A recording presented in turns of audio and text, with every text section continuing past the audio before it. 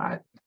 Before I get into getting you people talking, let me show you a few of the things I've got here that I can share with you, or share if you want to call on them. First of all,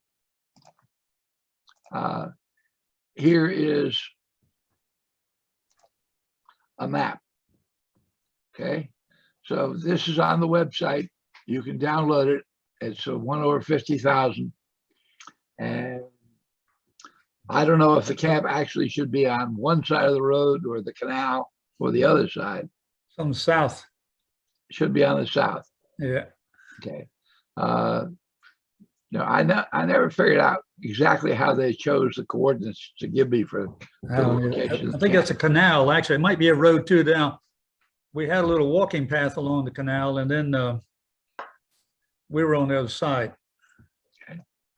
All right. And another thing I have over here, let me stop sharing.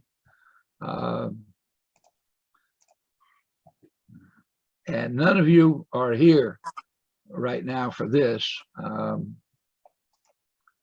Share.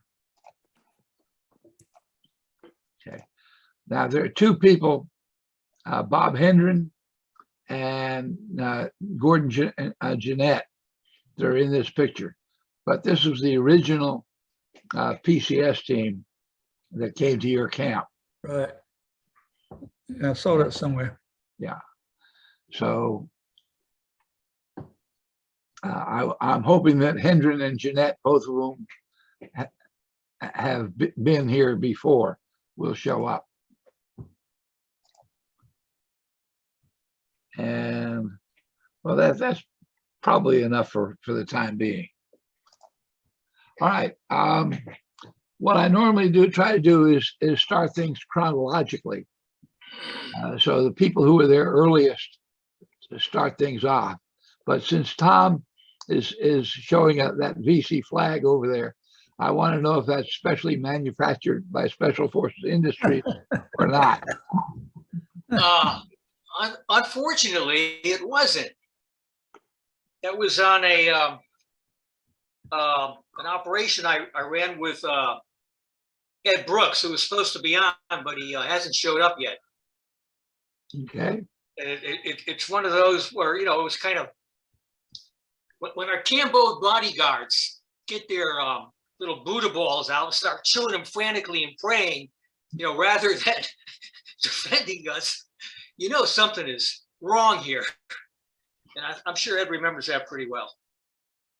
But that's one of our souvenirs from that action.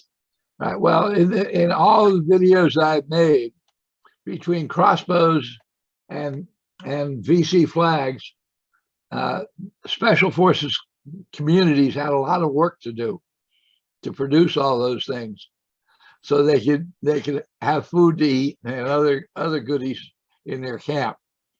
And yeah, I think Ed's got one too, and they were signed by the camp commander and 3 of his LLDB NCOs. They signed it for us. Well, the other camps had charged extra for chicken blood. I was going to ask you what chicken blood was. All right. Before I get into this, let me put a upside down. There you go. Yeah. Put this is Calvin's work here, and I just got it and have enjoyed reading it. I'm not sure I think that Calvin is getting out of stock on these things. So if you want to get around to reprinting it, let me know and I'll pass you on to my printer. Can you show that again? I was looking away. And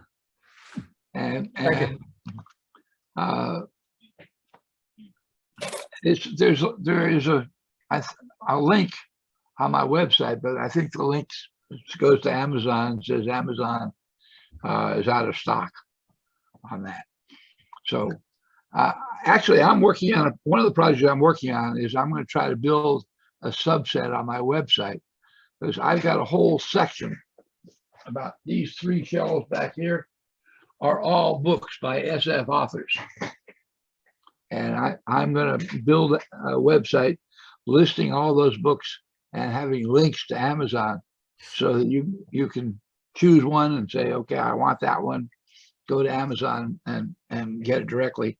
And Amazon will give me actually 4%, which I will donate to the foundation that I have.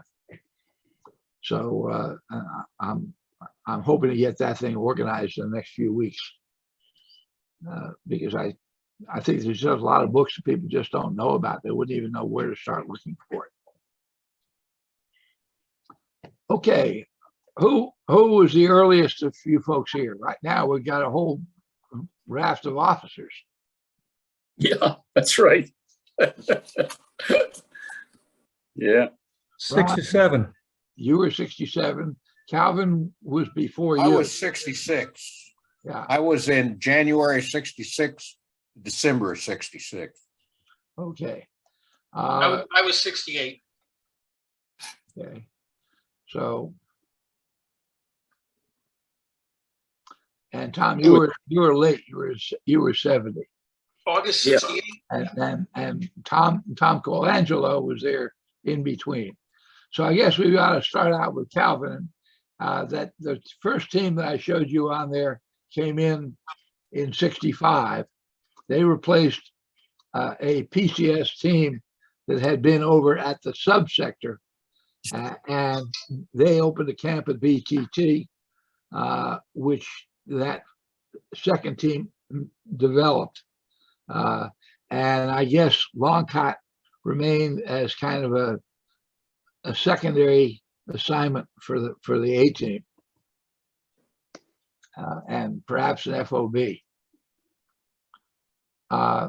Okay, Calvin, tell us what happened when you got there and what you remember from that time frame. Yeah, I came in right after New Year's Day, literally, and flew in out there. And the time I was there, I was diverted there because I understood that the guy, I was the XO, the guy I replaced lost a leg on a mine or something like that. So I got diverted rather quickly there. I had no idea about BTT, never heard of it, anything.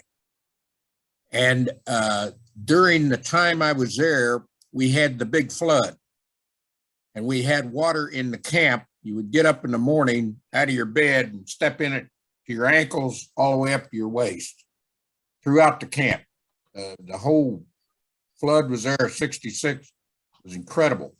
But it was also a godsend in the fact that it forced the Viet Cong to move all of their supply caches to the little mountains out here in the water to get them out of the water. So we just went along and had our little sampan boats with a sampan motor, a plastic boat, sampan motor, is all we could get. And we'd go from island to island and pick up this stuff or destroy rice, pour gasoline on it and burn it or whatever. In fact, we were so successful, Westmoreland stopped by the camp and I got to brief him after we had this big deal. I was the XO, right? The B team knew that Westmoreland was coming out to look at the flooding and so forth. So they all went to the B team headquarters. All the camp commanders, captains went to the headquarters. So I was getting the boats ready. And so we're in cut off jungle fatigues, no so forth. And this is right after they had put out the order that said you had to be properly dressed all the time in jungle fatigues when you were in the camp. And so Westmoreland shows up and I was the only guy there. And he's walking around saying, who's in charge? And that was me. And so I got to brief him. Westmoreland was great. Interested, asked good questions, so forth about the preparation we were getting ready to go on.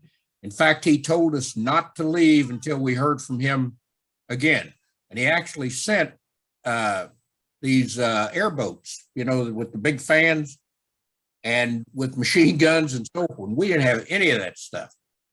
And as Westmoreland then was going around talking to everybody and so forth, his aide, I think his name was Carpenter. His aide was a captain or a major. And boy, he chewed my butt like a redheaded stepchild for being out of uniform. Evidently, he hadn't spent time there.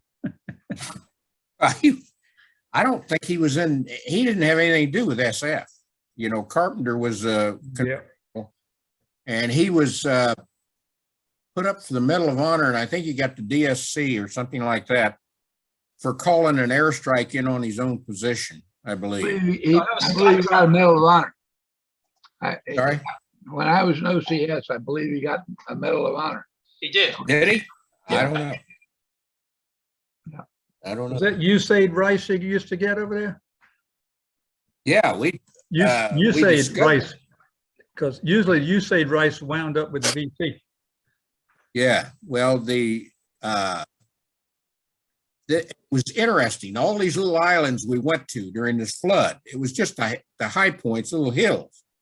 And we were so covered with water that we just went right to the thing, and we set up ambushes on there, and we would catch the VC coming of an evening in their boats to come to get resupplied, because that's the way they did it. They didn't have a supply chain like we did.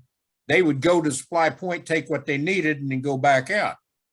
And we were quite successful in finding caches, destroying things, and pulling off ambushes, small scale. I mean, you're talking 4 or 5 people in a boat or a couple boats, but we were quite successful, and it worked out well. It kind of gave everybody the impression we knew what the hell we were doing, which was a misnomer. But then one of the guy that came in to replace me, I was there the entire year. And the guy that came in to replace me was dating President Johnson's daughter. And I cannot remember his name. And he went on, got out of the military, went to law school, and I talked to him once after we got back. And that's been 50 years ago now. And anyway, I missed the trip into Cambodia and so forth. And that's it. They had a couple great interpreters. One that I had 6 daughters, and he was a very good friend. And even when we came back, he's dead now. But we talked to his brother. His name was Duke and Wing Bon Tuk, and his brother was Lon, and he was a interpreter for the MACV. And we enticed him to come to be with his brother at BTT, and son of a gun, he didn't get killed. And so I always felt bad about that. But that's it. It's I cover in my book that Steve showed you. There's no blood and guts. This is just funny things that happen. Okay. And I cover my first tour in Korea as a second lieutenant, and my tour in Vietnam, BTT, as a first lieutenant. And my second tour in Vietnam with the Mike Force, B-36, 3rd Corps, in 68, 69. So I break it down into 3 sections, but it's, like I said, there's no big battles or anything like that. It's just little faux pas that happen, and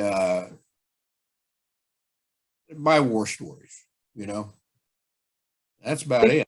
The fellow who followed you, I think, was a guy by the name of Art Weiss, and I was able to find him. I don't recall talking to him about LBJ's daughter.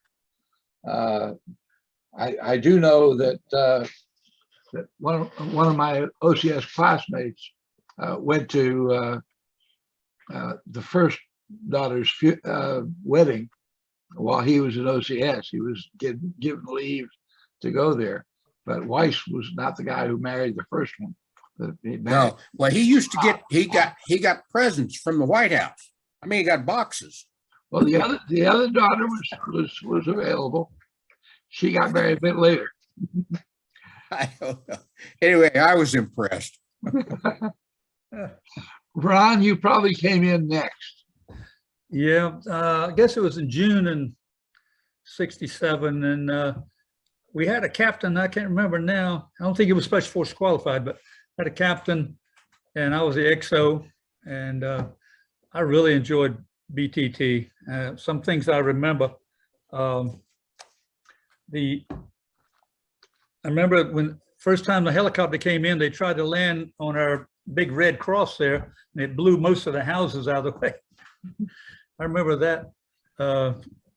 The flood was not quite as bad in '67, but it was up. I mean, and somebody sent pictures of it. Somehow the airplanes got them, and you can see the flood coming down from Cambodia as it moved down. I don't know if anybody else has seen that, but it moved down and it finally got to us, and it was pretty deep.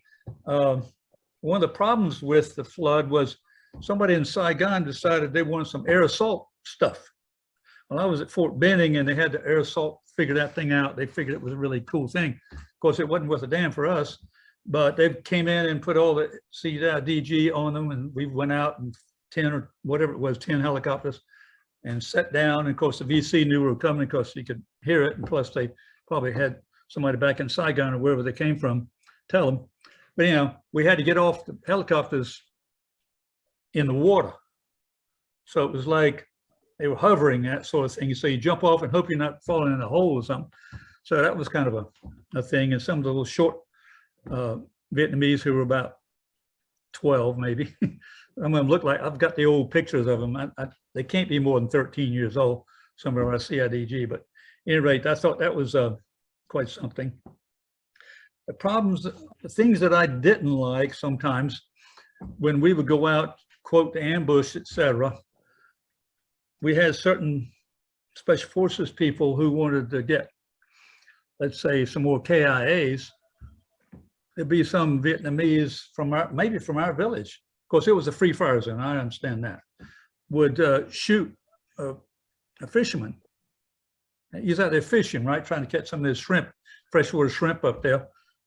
And they would shoot him. And same thing in the daytime. If you catch one out there, they would shoot him also. And so, you know, obviously you don't know if they're VC or they're not VC or whatever, but I just never kind of liked that. After having been trained as a Special Forces person to win the hearts and minds, that wasn't winning the hearts and minds of that village very well, even though we did help that village cross the canal quite a bit. At any rate, I only stayed there 2 or 3 months. Captain left, and I was the XO, but I don't think I was ever assigned as a main man. But well, I don't know if some of the stories I should tell, but I'll tell this one. Ho Chi Minh or somebody, they were having a holiday. VC were having a holiday. I can't remember Ho Chi Minh's birthday or what it was. And so somebody from the B team, B41, came down and said, Lieutenant Benson, we need you to send 2 people up to district headquarters, which was right on Cambodian border, if you remember that. And I said, why is that? He said, because it's going to be a holiday and district chief is afraid he might get attacked. I said, well, district chief's pretty much on the VC's payroll already anyhow, so I don't think it's going to happen. And so I said, let me check with Thon, who was the LLDB or whatever at the time. And he said, don't do that. He said, as soon as you send 2 Americans up there, they're really going to go to district and take over because they wanted to get the 2 Americans. So I told the officer that told me to do that, I said, well, I'm not going to do that. He said, well, you're going to be court-martialed. I said, okay, no problem. We're going to send it back to the States. And so he went back, but later on, it gave me a lot of trouble as time went by. And about 2 months later, I was reassigned to the B team, B41, which I enjoyed, but I'd really rather have stayed at B413. I really enjoyed my stay there. I thought Thon was an excellent officer. He had his wife there. I don't know if you were there when he had his wife there, and a kid. And I had just had a kid back in the States. And he said, so when I went to B41, I said, well, told Thon about, so I'm going to Mike Force, because that was right next door to Makwa, was in Makwa. He said, don't do that, Lieutenant. I said, why is that? He said, because you'll either go back wounded or killed. And you got a kid back there. So, yeah, that's sort of my story. A lot of other things. I do remember going to Saigon for resupply, shall we say. We would take the flags like you got and the weapons and all this kind of thing and go to the Air Force base, and we would get a pass to go down to the docks and fill up a deuce and a half before the stuff, it got off the boat, but before it went to the 101st or wherever they're going, and we could get most anything we wanted. Just fill the whole thing up. Then we have a 123, and they could land on our little airfield to bring us back. The coup de grace on that was we went down and we got a 60-pound box of stuff that was supposed to go to the big wigs in Saigon. 60-pound frozen steaks and all that kind of stuff. So we felt really good about that. It wasn't going to 101st, it was going to somebody in the central office here in Saigon. So that was kind of cool. But I went with a sergeant, and I guess maybe they took me as a lieutenant so that I would have more gravitas or something. I don't know why, but I was able to do that. It was a fun thing to do. Went out one night, and so we heard a few shots. We were out in the boondocks. We heard a few shots, so we all sat down in the weeds, and of course the mosquitoes were so thick you couldn't breathe. And this one Vietnamese lit up a cigarette, and Thon walked over, turned his rifle around, and hit him with the butt of the thing as hard as I thought he was dead. The guy was dead, but he didn't die, but he didn't look too good for 2 or 3 weeks. But I was surprised at that. That's kind of surprised me. He didn't say a word, just went over there and whacked him, and nobody said a word about anything. The other thing I remember, we would have in the mornings, sometimes they would get them together, and we'd give them chloroquine, I guess it was, some kind of pills, and the Vietnamese didn't want it, and of course they had to take it. And once in a while, Thon would go and say something in Vietnamese, go up to some guy and slap him against the face a couple of times. Then he'd walk to the next guy. He had a little list of people who had screwed up. I don't know if you guys remember that or not, but it kind of sticks in my mind a little bit. But I think I'll join in after that. I mean, after everybody else talks a little bit, if I have anything else. When you were here, I believe that Schonberg was the CO. He was later killed in Vietnam, but not at that assignment. It could be because he visited me at B-41 one time, and I'm not going to talk too much about him, but he visited me at B-41, and we were sitting up there on a little tower thing, and there was a Vietnamese security station outside there, and he said, maybe I shouldn't tell the story. Anyhow, he said, "What's this?" He shot and hit a couple of rounds real close. They didn't even trying to hit the guy, and the guy jumped out and ran around and all that kind of stuff. But he and I got along really well, but some of the things he thought were funny, I didn't think were funny. You also mentioned Trung Huy Thanh, Yeah. and that distinguishes him from his predecessor, who was Dai Huy Thanh. Dai Huy Thanh, T-A-N, and Trung Huy, when Calvin was there, and Trung Huy Thanh was T-H-A-N-A. Right. And he was definitely a lieutenant. Yeah. So shortly after you left, then you got a guy came in named Locke, L-O-C. So I think that was after your time. The Dai Huy Thanh that I had when I was there, the LLDB, he had fought with the Viet Minh against the French. So he was quite knowledgeable about, in fact, he knew personally a lot of the Viet Cong, Right. because he had fought with them. It was an interesting time. Well, I remember playing volleyball with the troops too, and ping pong, of course, and skiing on the canals and stuff. And that was kind of fun. Hey, Steve.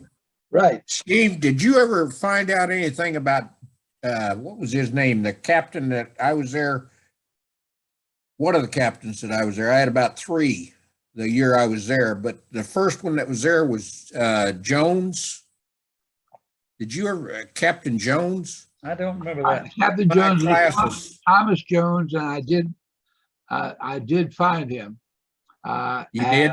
I have an email. He didn't show up. The first guy was Fry, and his XO Yeah. took over, and his Bill Boggs. I knew Bill.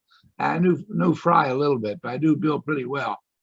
And then Jeffers, who was gone. But then we had Jones, Joseph Connell, and William Bond, and Paul Dresser. Dresser, he left just before Ron came in. He left in about February of '67, and he's in the family of Dresser Industries. But he's not here, but he was notified. Schonberg was KIA. Then came a guy named Savin, and Savin, I had an address for him, but he never answered. And John Carney went to language school with me, and I haven't been able to find him. I don't know why. Both himself and his wife are somewhere hidden away in different places in Virginia. Jones was VMI class of 61 because I was 62 and he was a year ahead of me. And he was the first commander I had when I got to Vietnam. But he wasn't there that long. He was there maybe 2-3 months, and then he was gone. And he had that pet monkey. And that monkey is the nastiest thing you'd ever seen. He would get up in the rafters of the building and piss on you, and hop from rafter to rafter, and he'd throw poop and steal your cigarettes.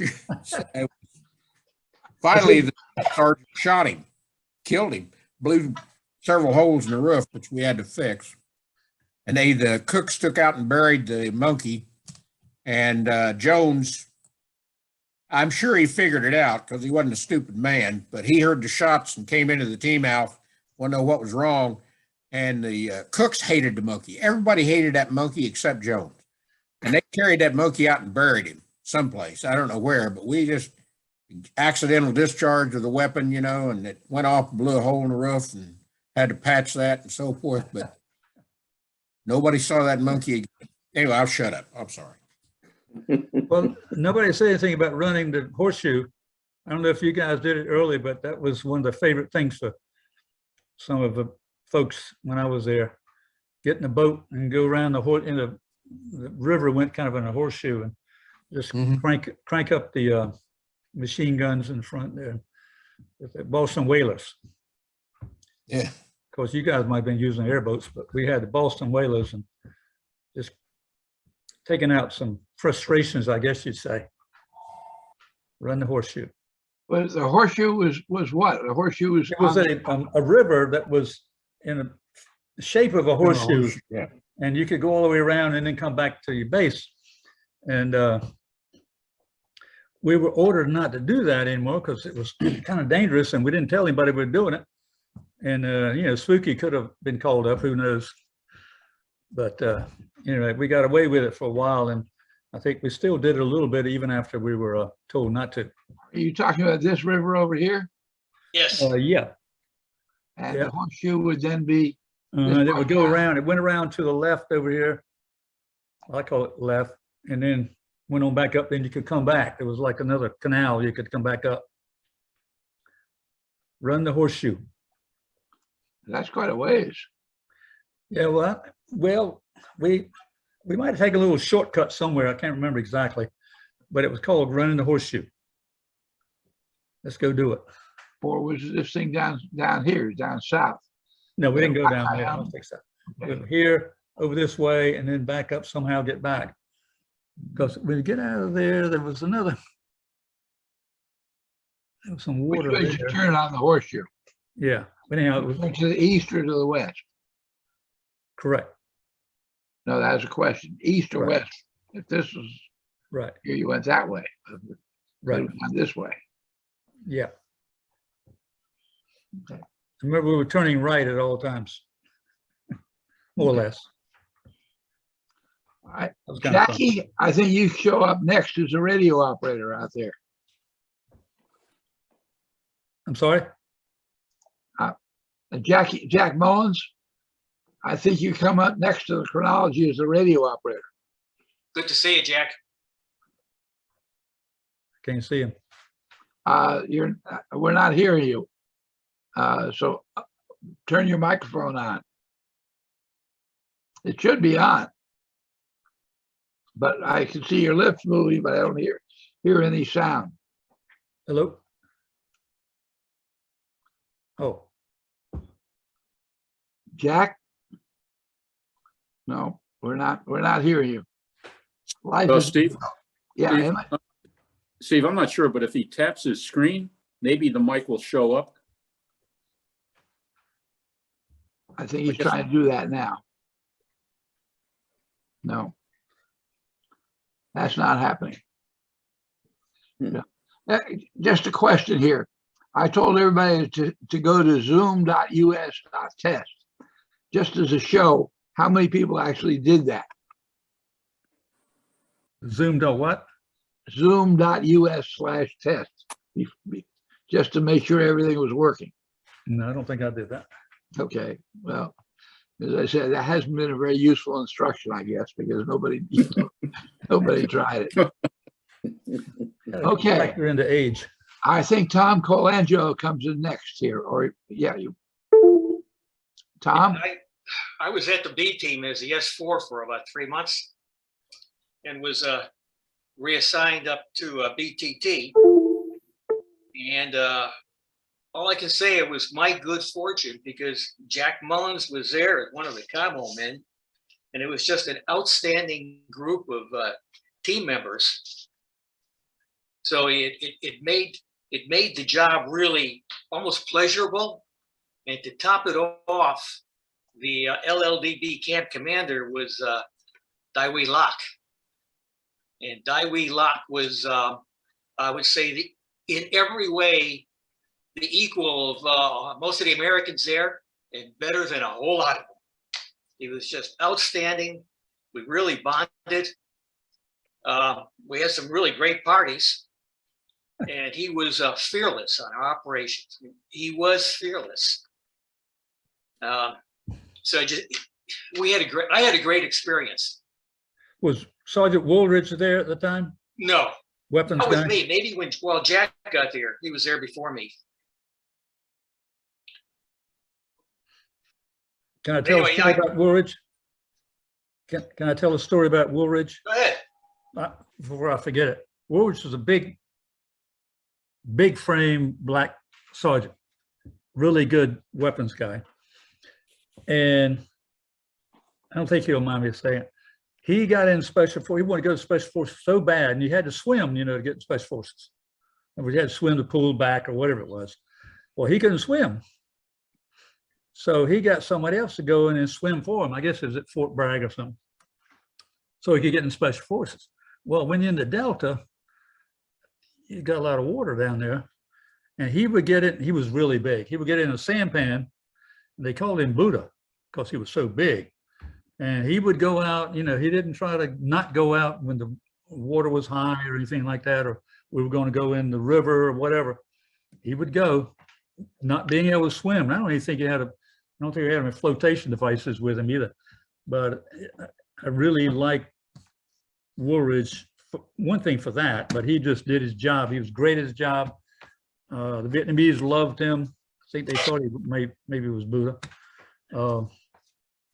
And they would always give him a little gree, especially the Cambos would give him a little bag with stuff inside, a little thing to put around his neck.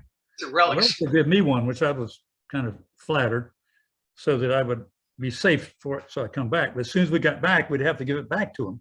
So that was kind of an interest. I don't know if you guys remember that or not.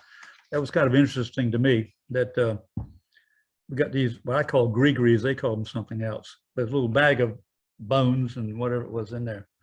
So that was kind of interesting. But Woolridge was one of my favorites.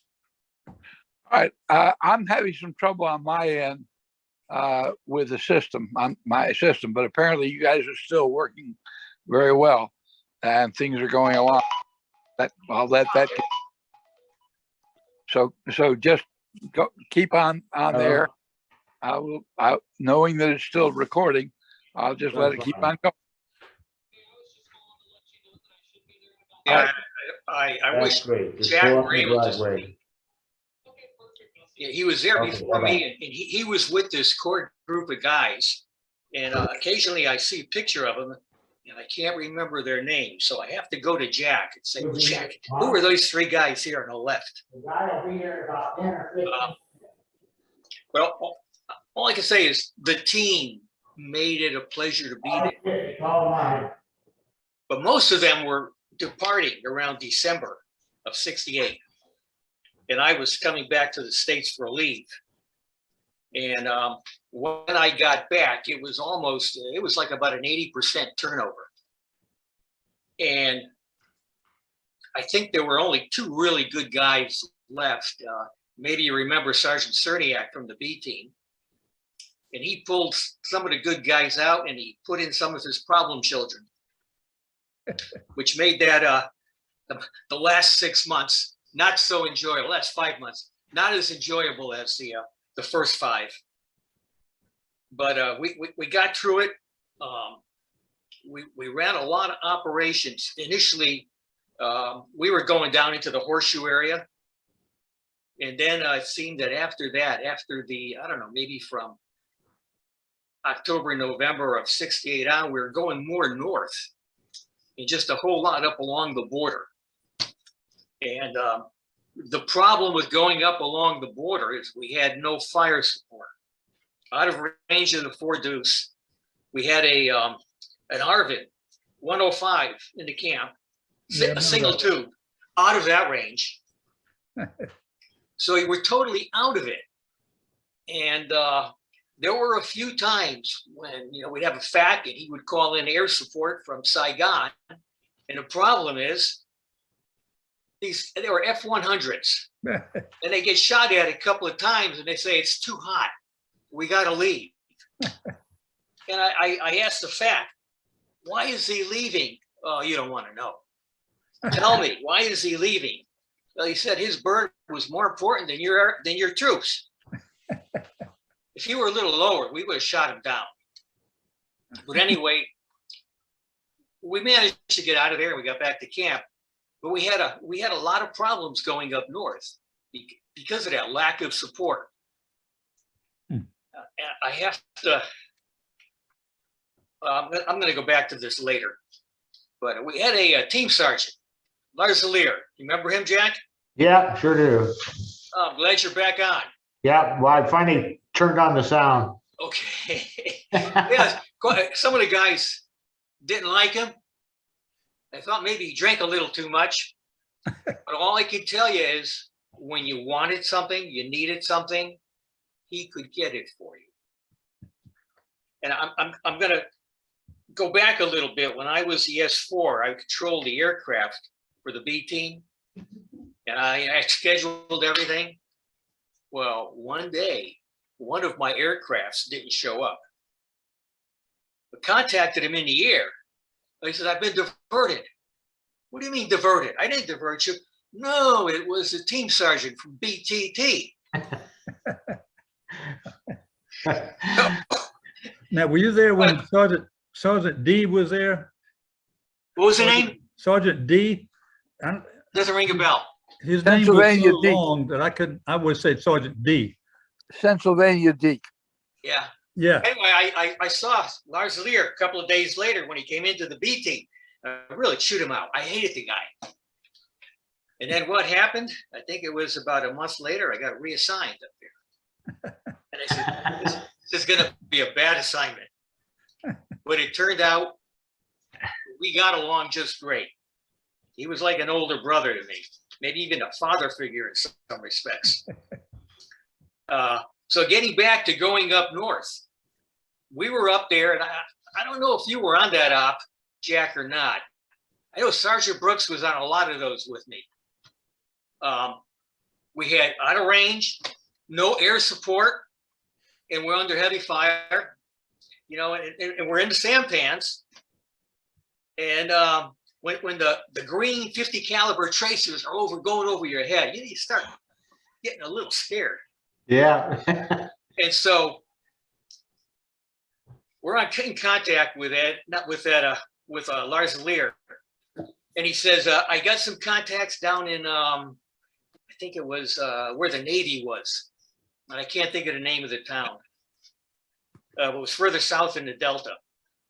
And about an hour later, we get about 4 Navy Seawolf gunships from down there that Lars Lear had scrounged up. He had made acquaintance with them sometime in the past, and they remembered him, and they were doing him a favor. And they came up, and they gave us enough cover so we could pull back. And I don't know if you remember, Jack, but when the Americans were out in the sampans, usually the American had a B-41 paddle, which was significantly bigger than the sampan paddles. Yeah. So when you started paddling, that sampan went like hell. Yeah. And we got out of there. But Sergeant Lars Lear, he worked the deal where the Seawolves stayed with us for a while because they didn't have much to do. I don't remember that. And Yeah. then they stopped in periodically in the future just to check on us. And I mean, I'll always remember that about Lars Lear. Yeah, they were good. I like Lars Lear. He always did right by me, but I never gave him any problems. I just did my job. Yeah. Couldn't get Spooky to come up for you? Well, he came up a lot at night. Yeah, that's right. Didn't see him during the daytime. Right. But I have to say, there was one time we had to go down into the horseshoe. We had to rescue some seals, and they were pinned down there. And were you on that op? I think I was. Yeah. Yeah. We had a couple doing essentially the same thing. But this one, we got support from the Air Force, the A-1E Sky Raiders. And they stayed. They used up all their ammo. And then when they ran out of ammo, they'd make a couple of dummy runs just to keep the VC pinned down while we started pulling back. So I mean, I always appreciated that. But the guys flying the jets, totally worthless, as far as I'm concerned. I agree. We had very little jet support that I remember. I remember the Seawolves. I remember when Lars Lear got those in. I mean, they were great. They really came in and did a good job. We had a couple of ops down there, one in support of the 44th Tactical Zone. I don't know if you were there. Paul Gracie was the XO at the time. I remember Paul. And Paul was on that op in support of them. And I can recall, it was commanded by, what was his name? Mal Ombre, Colonel Gerasi. I don't know if he was SF or not, he was MACV. And he was advising the 44th Special Tactical Zone. And he was trying to direct this from the air. And I'm in contact with Gerasi, and he says, we can't do it. He wants us to move. We're chest deep in water, waist deep in mud. We can't do it. We just need help. And Gerasi just he just got on there. He wouldn't let up. He kept screaming at him. I says, Paul, I think you have radio problems, don't you? I can't hear you. And then he went radio silent. Do what you need to do to get out. Yeah.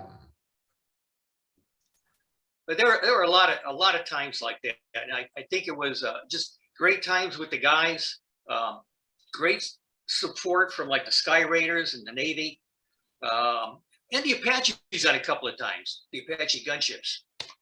But I think what really made it for a lot of us was the camp commander, Guy Wheelock. He was good. He was such a good guy, spoke fluent English. It felt like he was my brother. I can recall one time he came and got me, he took me by the hand, walking through the camp, and I felt a little self-conscious. You know? But, I remember that one myself. of those things you got to, go along with. First time it happened to me, I said, what the hell? But he was pulled out in late December of '68, and they sent him down to Kin Kwan 2, was it 411 or 412? And they were turning over the camp to the Vietnamese. So he was going to run the camp with just his LLDB. Right. And I have no doubt that he did an excellent job down there. Now, did you have your interpreters? We had Co Thon and Co Me and Co Thon. They were Yeah. great. Female. yeah. Weren't they? Man, I love them. Yeah, they were great. They were there in 66 too. Oh my God, they were. They were there a long Me and time. Coach Coach One were there in 66. I think they were both from North Vietnam or something, Yeah. the Catholics or something. I don't know. They were Yeah, great. I think I one of heard they them- both got killed. Oh, really? Yeah, What? Yeah. Yeah, I heard that. Phil Yeah. Tallier, the medic, come back and he called me, and he was over there when it happened. A 120 come in and hit the inside of the camp and got Comey, Oh, and no. I think Co Tuan got it in the same firefight. It Oh was my too down. God. So it wasn't assassination. Yeah. It wasn't So assassination. It was just mortars or something. yeah, Oh I my don't God. know what you- 120s. They never used 120s on us before, at least not while Yeah. I was there. That's big.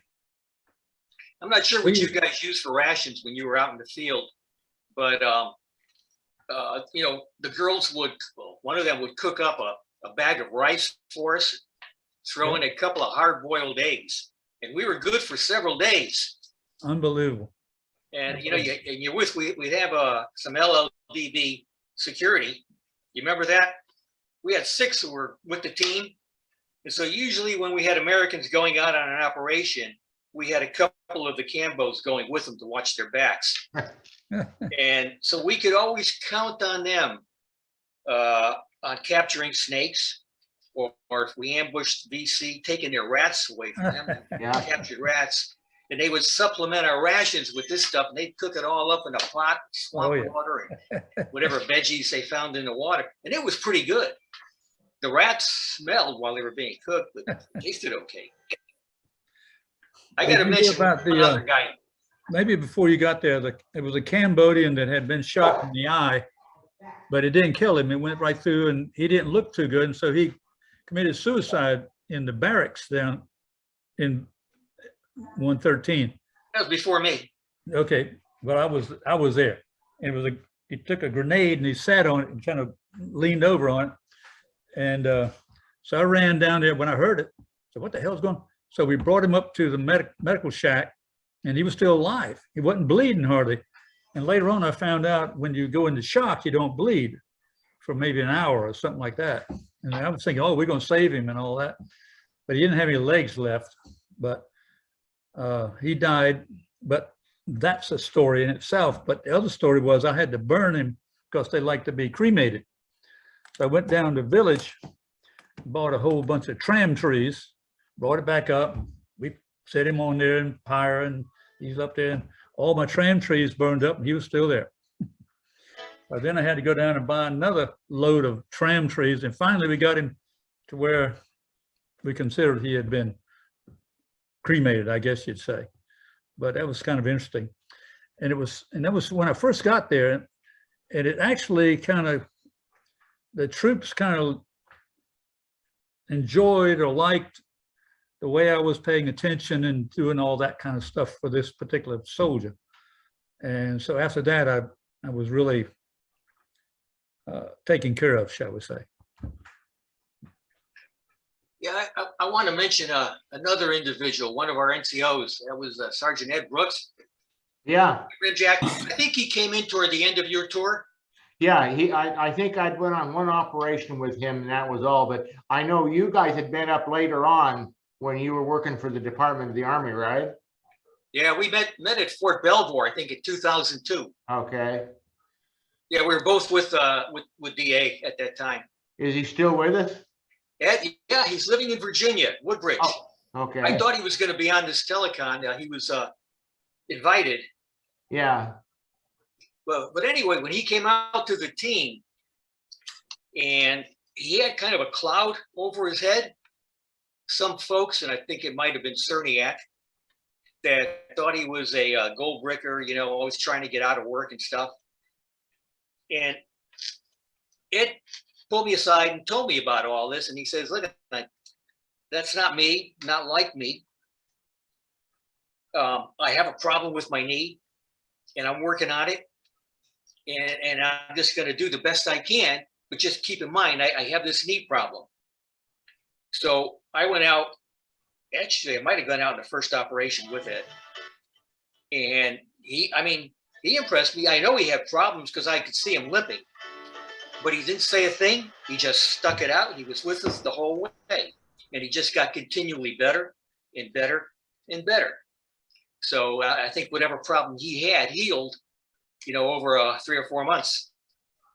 But Ed was, he was black guy. And, cam boats tended to be kind of dark. And they had a natural affinity for him.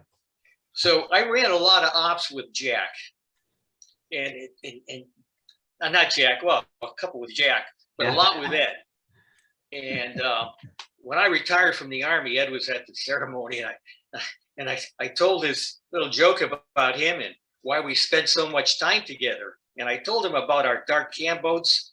And I told him about Ed being dark and the natural affinity. And I just said, I feel so much safer when Ed is around. Wow. And he didn't know how to take it. But he's an outstanding guy. And I saw him 3 years ago down at the old Fort Myers. So we keep in contact via text. Now, An email or two from Jack once in a while. see if my memory is correct. Didn't the Cambos have rounder eyes than some of the Vietnamese? I don't remember. I heard that when I was there, that they were more round. I don't know exactly. Well, where I it can't came from. remember that. I don't think the Americans could tell the difference. No, I don't think No. so. Not in the eyes, but you can tell the difference though between most of the cam boats and Yeah, And the body shape was a little different too, seemed to me. this is kind of a going back to yesterday at B41, and we mentioned Colonel Hairline a lot, and he was my instructor at Bragg, and he was a pretty straight guy, and I kind of looked up to him. And then when he came to the B team, I said, "Oh, this is going to be great." Well, I don't know if it was me or just something happening to him over there because he was doing a lot of crazy things, but he got this thing about being in jungle fatigues in camp. Uh-huh. And he, I don't know what it was. He came out and we wore cutoff tiger stripes in camp. Right. Usually no shirts. We were pretty relaxed. He didn't like that. He wanted us dressed. And he says, the next time I come, you better be in jungle fatigues. And so he tried everything he could to catch us. And one time he came up with the airboats. He couldn't catch us because it makes so much noise. They were coming. You see them in the scope. And then he took one of the L-19 pilots to fly him over to try and catch us. And the pilot had clued us in ahead of time that he was bringing them out. He never caught us after that. Well, here's It's the just that question one for time. you. When I was there in 113, we had, 413, we had some radio operators down in a kind of a basement or something. Sub basement. Yeah, Jack spent a lot of time there. Yeah.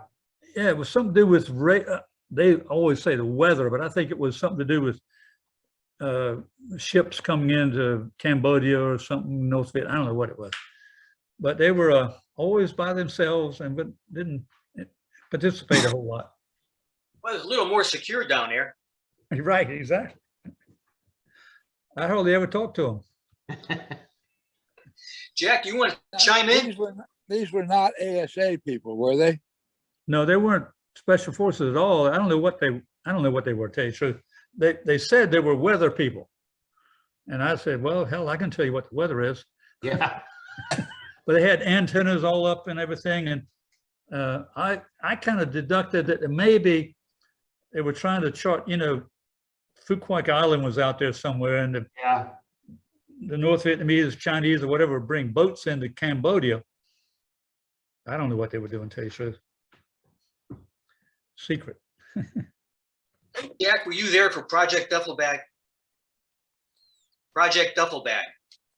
Now, tell me what it was. I don't know the code. That was McNamara's electronic wall. Oh, my yeah, God. that's the ones that we went out, 3 or 4 of us at a time. Yeah, Yeah, We- I we went were- with you on 3 of the 4 operations. yeah, we were placing sensors, Right. EAO. And Yeah, there were the DMZ also. aqua buoys and the air things, Right. the magnetic and the seismic. And the only one I didn't go on was the last one, and Bolak took my place. You wouldn't let me go because I was short. And Oh, Lord. yeah, he Bolak, didn't he blow got wounded. himself up. He got wounded. Yeah, But anyway, we had some wooded areas, and there's not much wooded areas in the area of the camp. But there was one about, I don't know, maybe 3 clicks on the other side of the village that Yeah. we knew the VC were using it for cover and would fire a couple of shells and then take off. So we had one of these sonobuoys, or they were the thing. We hung them in the trees. right. It's supposed to be dropped out of airplanes. We hung it in a tree. And so we monitored it at night. And there was one night when, I don't know if it was you, Jack, or whoever was on duty, heard voices. And we listened in for a while, and then we opened up on them. And it was just so good to hear them screaming. Right. Yeah, I think I was on duty. I think I was the one getting the information on it, and you took action from the information on it. But yeah, that was pretty cool, some of that stuff. Do you remember there was a road from BTT all the way up to district headquarters in Cambodia? Yeah, a little more of a path than anything else. Yeah, it was a path, but I remember You take a Jeep somebody- up there. we had somebody took a truck up there someday. I forgot what happened. He got blown up. I forget what it was, but he was going up there to see his girlfriend. I can't remember exactly. It was something crazy. And yeah, okay. And then all of a sudden, boom. He and whoever was with him was gone. Completely blown up. I want to mention Sergeant Bodlak. He was assigned as a weapons man, but he really worked intel. And he was a great intel sergeant. He was a Czech refugee. Got a lot of stories from his childhood. First with the Nazis, and then as the Soviets came in. Well, that might have been Sergeant D. I called him. No, that's different. I don't think so. Okay, he was the same sort of thing. Sergeant D was. Sergeant D was Svetlana Deek. Deek. And Well, that was he was with the Nazis also. yeah, but we had a number of Loganak people. Okay. He went to Canada first and then he came to the States and joined the army. Bodlak was an outstanding intel guy. Right. He was monitoring everybody. He had agents everywhere. Yeah, I can recall one time we were coming back from an op. We crossed over that little bridge, over the canal going into camp. Right. And people come out and they line the walkway there to greet you. And we had this one good-looking young Vietnamese girl there. And Sergeant Bodlak saw something in her eye. Oh boy. Well, he recruited her as an agent. She spied on the camp commander. She was having an affair with him. And, we knew we had VC in the camp, and we never suspected him. And I don't think he was. I'm sure he wasn't. But just to show you, he had spies everywhere. He had spies places I didn't know. But we were tracking an American pilot who was shot down in the Delta. And they were moving him up the western part of our AO. And he was tracking them daily. We formed the B team. We asked for aerial assets for a rescue mission. Nothing. First, they just ignored us. We kept at them. Then they say, no, it's too far out. And it was too far. We couldn't walk to it. We needed air. And the last report we got, he had just crossed the border into Cambodia. Yeah. That was one of the low spots of my time there. Huh. Jack, why don't you chime in? You were there a little before me. What's that? Chime in. You were there probably about 6 months before I was. At the team? Yeah. I I think I came in around September possibly. Of 67. 68? Yeah, 9 or I was 68, there before you. maybe a little before that. Because I think I was on the team for maybe 10 months. Mhm. And I was over there for 15 months. When did you leave the team? May of 69. Okay. You're about a month ahead of me. Yeah, You were one of the good holdovers. yeah, right. And then you remember Rick from A402. Yes. Well, Rick and I stayed friends throughout his life. He finally passed away with a heart attack. And then also John Lay, which was on A402. He was a medic there. And John was from Whittier, where I was from, and we were pretty close, and he's gone too. Matter of fact, most of the guys are gone. You and I are about the only two left out of our team when we were there. There's a few others, not too many. Yeah, Brooks is still going. Ed Brooks. But Yeah. Another thing about Bodlak, Yeah, we General Abrams came by. He wanted a briefing on what was going on, and I gave him the overall briefing, and then I introduced Sergeant Bodlak to give the intel briefing. Yeah. And he says, "No, he's an NCO. You give the briefing." oh geez. Well, I told him, I says, he's the expert. I gave the briefing as best I could because there was nothing written. I'm just going from general knowledge. Bodlak would have given him the details. I gave him a broad perspective. And it seemed to me that Abrams did more napping and dozing than anything else while he was there. But after it was over, Abrams talked to Bodlak about going back to MACV with him. I remember Bolak going out with that real tall, thin Cambodian interpreter, Yeah. and they would go out for a week or 10 days at a time and then come back. And of course, then he would meet with you and tell you what he found. But I know he was always doing that. Yeah, he was just outstanding. And he did refuse to go. And I think I got a request from the B team a little while later to let him go or have him go. Of course, I wasn't. The guy was a great asset. Yeah. And yeah, he did get wounded. Yeah, on that one operation. Yeah. I don't know if I have any more interesting tidbits like that. But you might remember a few things, Jack. There's a couple little things that always come to mind. I remember we were, and maybe you'd already brought it up, that one operation we were on, it was right on the Cambodian border. And across a small river, they had a bunker. And they had 50s in it, and they were just killing us left and right. And I remember there were 6 companies altogether, and we had to withdraw from the area. Do you remember that? I remember a very similar exercise Yeah. like that.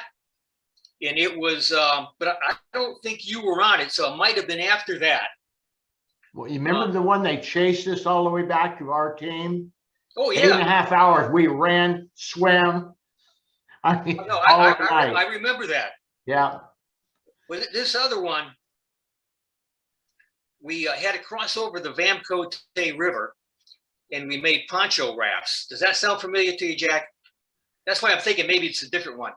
Gee, it might be a different one. Yeah. I remember once we withdrew, once you had us all pull back, we were in some pretty heavy elephant grass, and then they lit it on fire on us and tried to burn us out.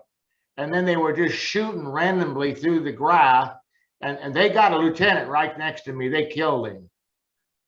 And a couple other guys they wounded, but the lieutenant, I remember that poor sucker just dropped dead right next to me. I couldn't help him. He was gone.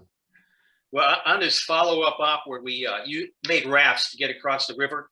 Yeah. We got across and you know, when you get across, there's a little incline going up on the bank. Yeah. Maybe a couple of feet. There's just not much elevation there. And it's kind of wooded. There's a thin tree line. And we got up there, you know, immediately took fire from the bunkers that were lining the border. And they were about 50 to 75 meters north. Wow. And that was the whole reason for going up there, because they were killing the Navy as they went up there with their PBRs. I think they Right. even tried to take a couple of Swifts up there. But we couldn't get beyond that tree line. You know, we fired our laws and, you know, trying to get the bunkers, but we couldn't do anything. And I tell you, I was loath to send anybody across that open area. That was I think Depression, that was the all over. operation. Yeah. Well, they chased us out, and we were running like, I mean, we got down to the bank of the river, and there was no time for rafts. We were running across the river. Right. And of course, the river was too deep in the middle. But what I recall was running and having an indigenous ruck on my back, and you'd go down and you'd bound up, get a breath, and go back down, take a few more steps. And we got across the river that way. Yeah. That's great. Well, that reminds me, I'm glad you said that business of running, because we had one up the Cambodian border where, you know how Cambodia came and it turned. There was a little place there. You go up north and Cambodia came across, and then it went south to the Paris Beak. Right. The little corner up there. So we went up there and we encountered maybe 20 Viet Cong. So we shot them up pretty good, and they ran off or whatever, and we got all this stuff. They started grabbing their stuff, and of course the Vietnamese wanted to get it because we were gonna give them some money if they brought some weapons back or whatever. Did y'all give them some money when they got back with all the stuff? Like sampans, we'd give them $20 or something. At any rate, so we found out it was a battalion behind them. This was the headquarters company, and they took a shortcut across there. Instead of going in Cambodia and all the way around, they took a shortcut. And all of a sudden, we started getting mortared. We're sitting there looking at the pictures and the names of all the troops and all that. We figured out it was battalion headquarters, you might say, and they were just lollygagging along. And so we took all the crap and we literally ran back to BTT. I mean, it was unbelievable. The mortars were going boom, boom. So we were we were a lot lucky that we only saw the first part of the battalion, and got back and looked at, and the thing that impressed me, besides all that crap happening, was the notes that they had. They had the best script you'll ever see in French. I mean, it was just beautiful. It was like there was some university or something. I'm saying, what the hell? And had all the names of everybody and where they were and their family back in Hanoi or whatever. It was totally surreal, shall we say. But I remember, you know, almost like throwing up, running back. I don't know, it was crazy. Well, that was a major sanctuary area. I think they called that the pocket. The pocket, yeah. They would go across because they didn't want to walk all the way around. And so we knew sort of where they're going to be. So, but usually we would only catch a few coming across, but this time we were getting ready to be in big trouble. Well, that was the reason, I think, for moving A414 up into Tantry. Right. To address the pocket area. The Mike Force used to operate in there a lot, but they didn't stay. They needed a presence there. Right. Exactly. Tom, you mentioned the 44th Special Tactical Zone. Yeah. And that's a pet peeve of mine. Gerasi was old-time SF. He'd been there during the TDY period running a C team. And he was an SF for a lot of his career. But after the Tet Offensive in Chow Dup, they set up this 44th Special Tactical Zone. The guy who was in charge of Chow Dup, the province chief, went over and took over Special Forces at the high command. And his replacement was a guy called Win Hu Han. And in 1971, the C detachment wrote up a history of 4 Corps. And they had some Spec 5 who went through the filing cabinets and took out all these documents and just wrote up a history as best he could. He did a really good job. It was quite an extensive history, more so than any of the other Corps areas. But every time he would write take something out of an after action report, he would say, and the blocking force was moved by the 44th Special Tactical Zone, or the artillery support was cut off by 44th Special Tactical Zone.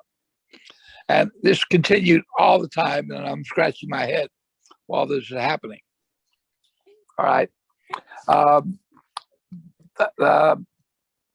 Hackworth was the senior advisor for the 44th. Dave Hackworth.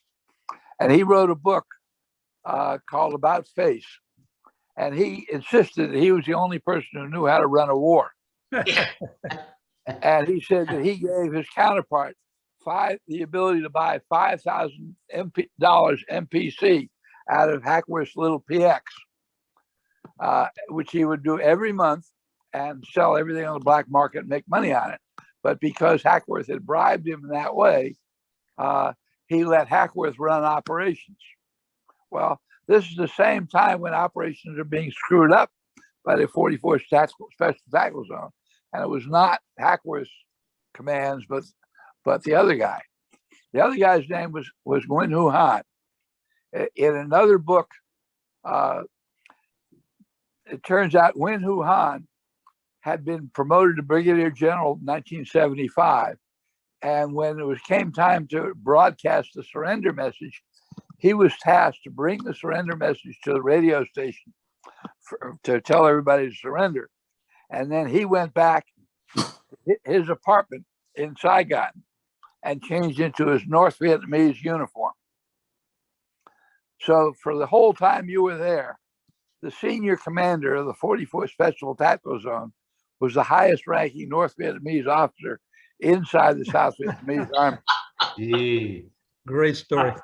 Hackworth never found out about it. Hackworth went back to Vietnam and wrote about it in Vietnam Magazine. Never did anything, never said anything about trying to find his counterpart. I went back there a few years later and found out his counterpart had been given access or control of one part of Saigon called Tin Ya, which was the most expensive real estate in Saigon as a reward for his services during the war.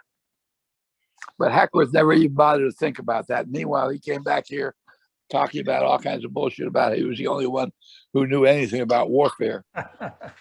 And that was gone. But he was giving him $5,000 piece MPC, which is probably worth about $15,000 if you bought something in the PX with it and sold it in the black market every month. So Hackworth was supporting our enemy for that whole time. I met him when he was a lieutenant colonel, a battalion commander with the 9th Division. Mm-hmm. And he was in the Delta. And he came up, he wanted to operate in RTAOR, because we got a lot of VC. And he knew how to take care of them. So he was out for about a week. Well, I don't even think it was a week. It might have been 4 or 5 days. And then he came back through, there's nothing here. Place is fished out. Okay. So we ran an op going through the area. This is, I don't know, within a week or two after that, going through the area where they were operating. And it stunk. It reeked. And there was sea ration cans and tins and stuff all over the place. No wonder they didn't find anything. So, because I heard so much about it, but my estimation tanked after that. Well, you're probably right. Look, Any guys, I think you're the next one around here. any of you guys have contacts with Air America people? Yes.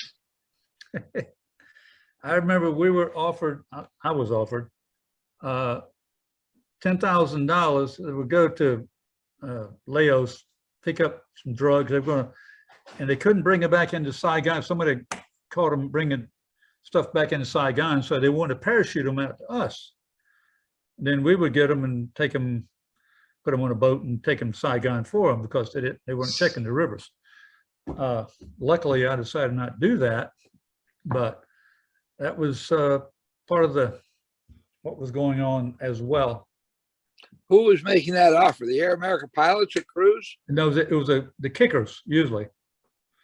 the kickers, what they were doing, they would fly over and they would kick it out and parachute it out to you if you would agree, and you would tell them where they wanted you to kick it out after they came back from Laos, Vientiane or whatever it was up there. And but I decided not to participate. Good But, judge.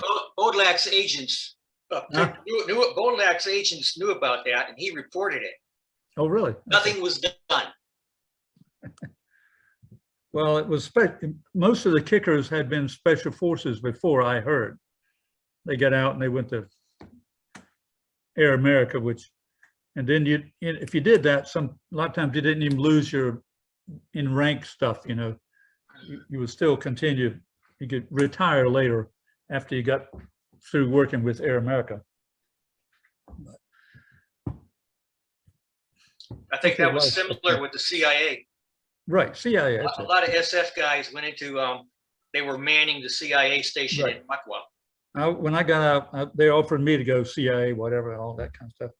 But I went to UNC Chapel Hill, North Carolina. I used to meet with them periodically to exchange intelligence. But I learned very quickly that the intelligence exchange was one way. Yeah. What I needed, well, I know what I have. I needed to know what's on the side of me and ahead of me. Oh, Exactly. You can't know that. They would share whatever info they had about what was in your area, which you probably had. It was a waste of time. And those were SF guys, though, unfortunately. When I got out of the service and left and whatever, I was a skeptic on many things, and I'm still a skeptic.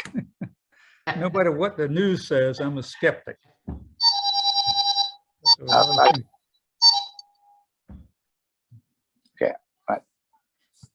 Okay, fine. Emmett, Jack, did you have anything else? one more question on the Air America people. Most of the Air America assets were fixed wing. They did have some helicopters. Where do you have an opportunity to meet the kickers?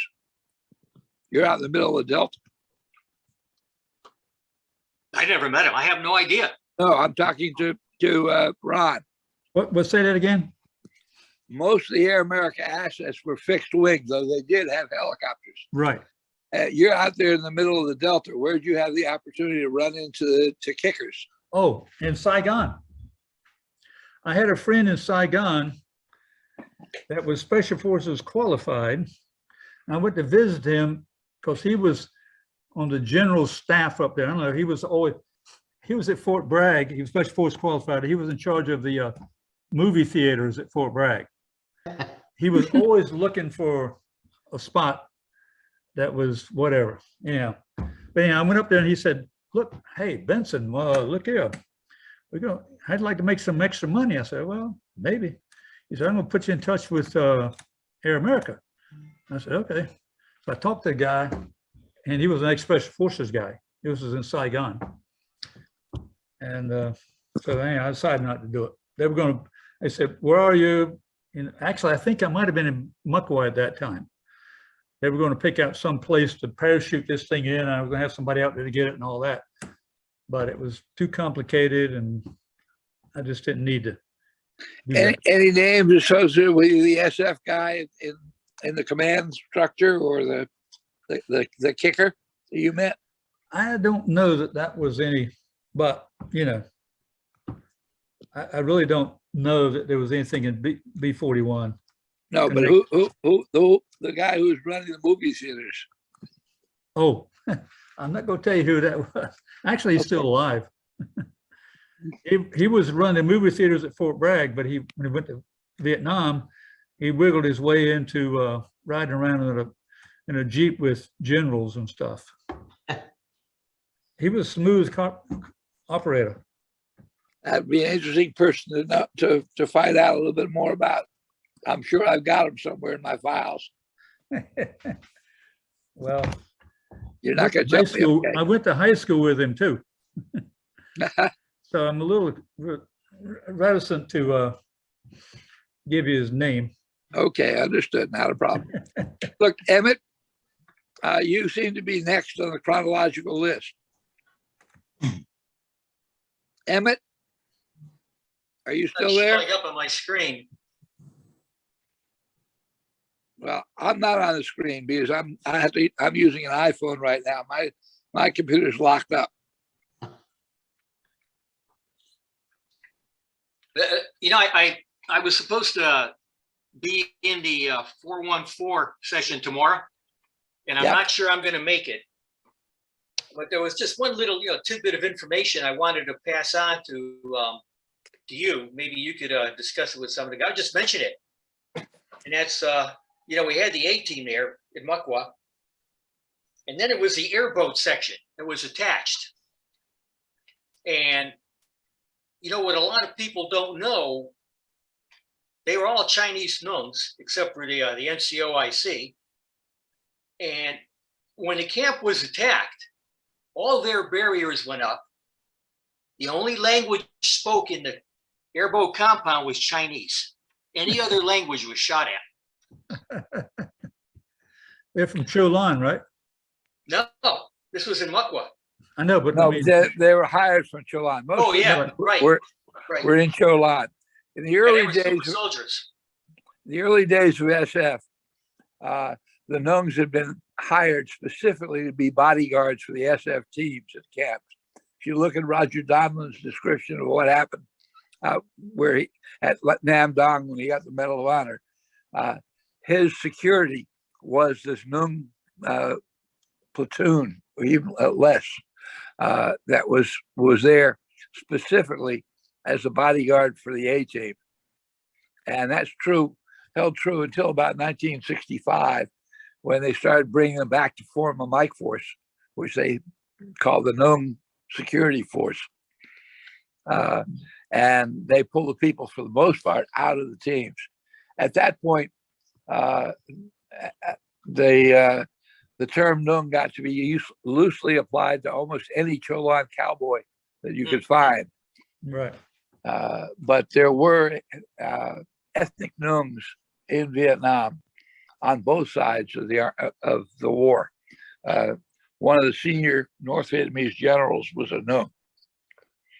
So that's. Well, from what I heard, the boat people, about half of them were Chinese Vietnamese. I don't know if it's true, but I've heard that. And because they had a little bit more money, some of them, and were able to get out or whatever. But, so Well, there was a big push. The ones with the Mike Force were supposed to be Nungs. yeah. Claimed to be Nungs. All right, Emmett Brown, are you still there? I guess he's not. Tom Whitehouse. I've lost the screen, so I can't tell who's still Yeah, it's with not it. on my screen. Okay. No, me neither. Is there anybody left we haven't talked to?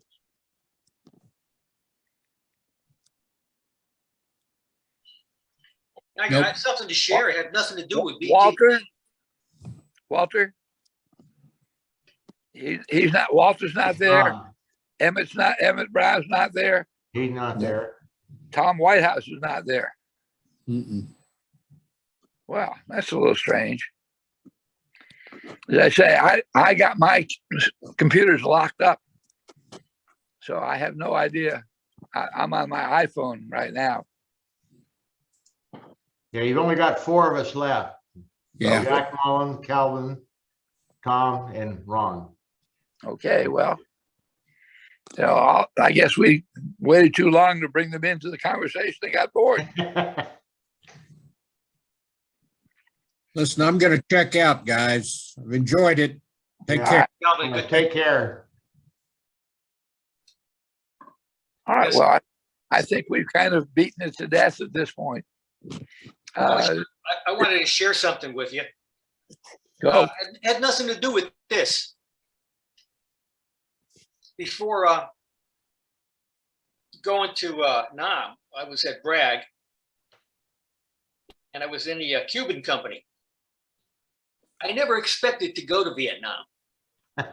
We were expecting to go to Cuba, and we had some outstanding Cubans, especially 5 Cuban captains that were just outstanding soldiers. You want to talk about dejected guys? When we all went to Nam, they were really dejected. Bay of Pigs. They were bad pig survivors. Well, Right. one of them was Nestor Pina Marina. I didn't know him. Okay, well, twice in the Green Beret magazines, he's listed as having been KIA. Uh-huh. That means when he finally died, he should have had 2 oak leaf clusters on his death certificate. But Jim Butler one time came to me and he said, you did books about the 1st group, 5th group, and 7th group TDY to Vietnam, but you never did anything about 10th group TDY to Vietnam. And I said, well, everybody who's rumored to have come from the 10th group TDY was in fact, as far as I could tell, an inter-theater transfer, PCS. And he says, no, I was TDY and here are my orders. I couldn't argue with that. And he proceeded to tell me about something that happened in 1972, in which he was calling in airstrikes on NVA troops in the open. And he was accompanied by Nestor Pina Marina. And Nestor, well, he was accompanied by this Cuban captain. And the Cuban captain, when they decided to abandon their position and drive back to Pleiku City, the Cuban was driving the Jeep, waving both hands in the air rather than on the steering wheel, saying, I've been here for 8 years and I haven't killed as many communists as I did today. And he was very happy about that, although he was scaring the shit out of Jim Butler driving the Jeep with no hands. And I asked Butler who it was, and he said, I don't know. I said, could it be Nestor Pina Marina? And he said, that's the guy. I knew where Nestor was. I called him up in DC. And I said, Nestor, I've got a guy here who says in August 1972, you were with him out by Campanari. And he says to me, that was the greatest day of my life. So before I was able to even explain what I was calling about, Nestor knew what it was and confirmed Butler's story. So yeah, there were a number of Cubans, one of whom ended up as the B team commander, or C team commander and B team commander in Pleiku, or C team XO and B team commander in Khartoum. And there are just a number of really outstanding SF officers that came out of that crew. And Do you remember a Lieutenant Colonel, I think it was Roth or Ross? He was a B commander, I think, at Pleiku. yeah, that was, I think, Charles Ross. And I met him one time out at just all of a sudden he was there at Texas Tech on a conference I was going to. And that was quite. Did you hear his story?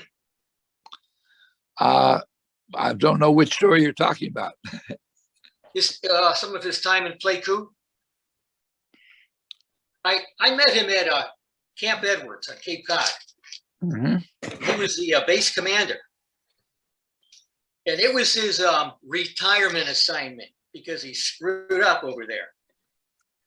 Ross? Some of his guys from the B team had some problems in town. I don't know if they were drunk or what, but they were in jail. And he couldn't get them out. So he got his troops together, surrounded the jail, and broke him out. Well, he was pulled out the next day. So his retirement assignment was Camp Commander, Camp Edwards. Well, that's understandable. He was at C2 until April 17th of 1967. And then he went on to he was pulled back to group headquarters as a DCO. Just that may have been a camouflage or something, way to pull out. And it may have been another individual too. Do you have anybody else for Pleiku, 72, 73? This was Maybe 69. even later. This was 69. Oh no, this would have been before. I mean, later. Well, the SF camp was closed. Later it was closed. Well, I have to think back in my time. When I went to Camp Edwards, and I went there in late 69, went there in 70, and then again 74, 75. So it must have been 70 then. Well, that would I was with the 10th. if he had finished up his tour in Vietnam and gone Okay. back. Might have been a cover story. Let's see. He ended up, last I heard, he was in Compton, Georgia. I did not look for an obituary. That was some time ago. So I would have expected the obituary. Well, here's a question for you folks. Did you ever know that Special Forces, usually Special Forces go to basic training, AIT, and then you volunteer for Special Forces, right? Or something. Did you know that they had a Special Forces basic training for people just coming in at Fort Bragg in 1966 or 7? I hadn't heard that. Yep, they did. And guess who was the commander? It was unbelievable. It didn't work. So what we did, we took them raw recruits and we put them through basic training. Now, of course, we didn't know exactly what basic training should be. So we're sort of making it up. This must have been 67. I know 67, 66 or 7. Put them through basic training. And then after that, whatever, if they passed the basic training stuff, then we would send them to jump school. And I can't remember if we sent them, Fort Bragg had a little jump school there, but mainly, it was down in Binh. But that was kind of an interesting thing. And it was sort of interesting too, was the 7th group, 7th Special Force. And as a first lieutenant, I was the B team commander. So everybody else was over in Vietnam at that time. I was the B team commander, first lieutenant. And so I don't think it lasted very long, but we tried it. I don't know who the hell came up with it, but it was kind of interesting, I thought. And then one more story. I was also, after I went to Vietnam, came back to Bragg. I was instructing John F. K. Special Warfare School, and with, only if you remember, Cherokee Trail for officers, you had to go around Troy, North Carolina, and jump in and all that kind of stuff. Well, I was assigned a group of officers, that sort of thing. And you had to do a few things before we went on Cherokee Trail. That was kind of at the end. And you had to jump in, do this, and go escape an invasion and all that. So one night I was going to jump them in, and it was going to be a couple of days or whatever. So got into airplane, at the airport there, went around, it was nighttime, and it was winter time. So we went over and they went and we saw the L, how you make the L if you have to jump on the L. And I said, that don't look right. So I was a jump master at that time. I radioed the pilots and I said, it don't look right. Let's go around again. I went around again, still don't look right. I checked back with Pope Air Force Base to see where the hell we are. They checked back, you're right on target. I was a captain at that time. You're right on target. I said, all right, fine. So I said, go around one more time. And then the pilot said, Captain, this is it. We're not going to go around anymore. Either you jump out of this damn plane or we're going back to Pope Air Force Base. And I said, well, shit. So I said, okay, line them up. Here we go. It turns out when we jumped out, I heard all these firecrackers. And I'm thinking, damn, I was in Vietnam. They're trying to make it more realistic or something or what? And it was mortars, machine gun fire sounding stuff. I said, man, they really got it going on here. I didn't know we were going to do this. Turns out it was a live fire. We had jumped onto a live fire range. And what had happened is, now they weren't supposed to do this. It was against the rules. It was cold as hell at night. They had a fire at all the firing stations. They were a little to keep warm. And then they had the main one over to the right, which made it look like an L. So by the time I hit the ground, I knew what the hell was going on because I could hear the damn shit hitting trees and stuff. And so I got out of my, and I ran, literally ran up to the, where they were firing from, said, stop that shit and all that. And luckily nobody, I think it must have been 15 kids going out. Nobody got shot. One guy broke his leg. They landed on some tree or something. That was the biggest investigation. It lasted about 8 hours. Generals came down, Air Force came down, et cetera, came down. They said, we're going to cover this up. We're going to keep this quiet. And so I never heard any more about it. But I'd been in Vietnam under fire, and I came back to the States under fire. It was totally, that was 68, I guess, 69. That's probably 69. But I thought it was a good story that somebody might enjoy. Yeah. You remember yesterday we talked about the miniguns? Yep, I do. And It blew up. One of them blew up. well, it wasn't one blowing up. It was one that got away. And this was Louis Lopez. Yeah. Well, he had to go see a psychiatrist before they relieved him. And the results of the psychiatrist were that he is no more insane than anyone else in SF. I like that. Send him back. They sent him back. They says, no, you can't stay. You got to go. Well, when I got back and I went to UNC school and all that, college, and people say, Benson, why are you so calm, cool, and collected? This is something's fucked up here. I said, man, look, when I got out of Vietnam, there was not much anything worse.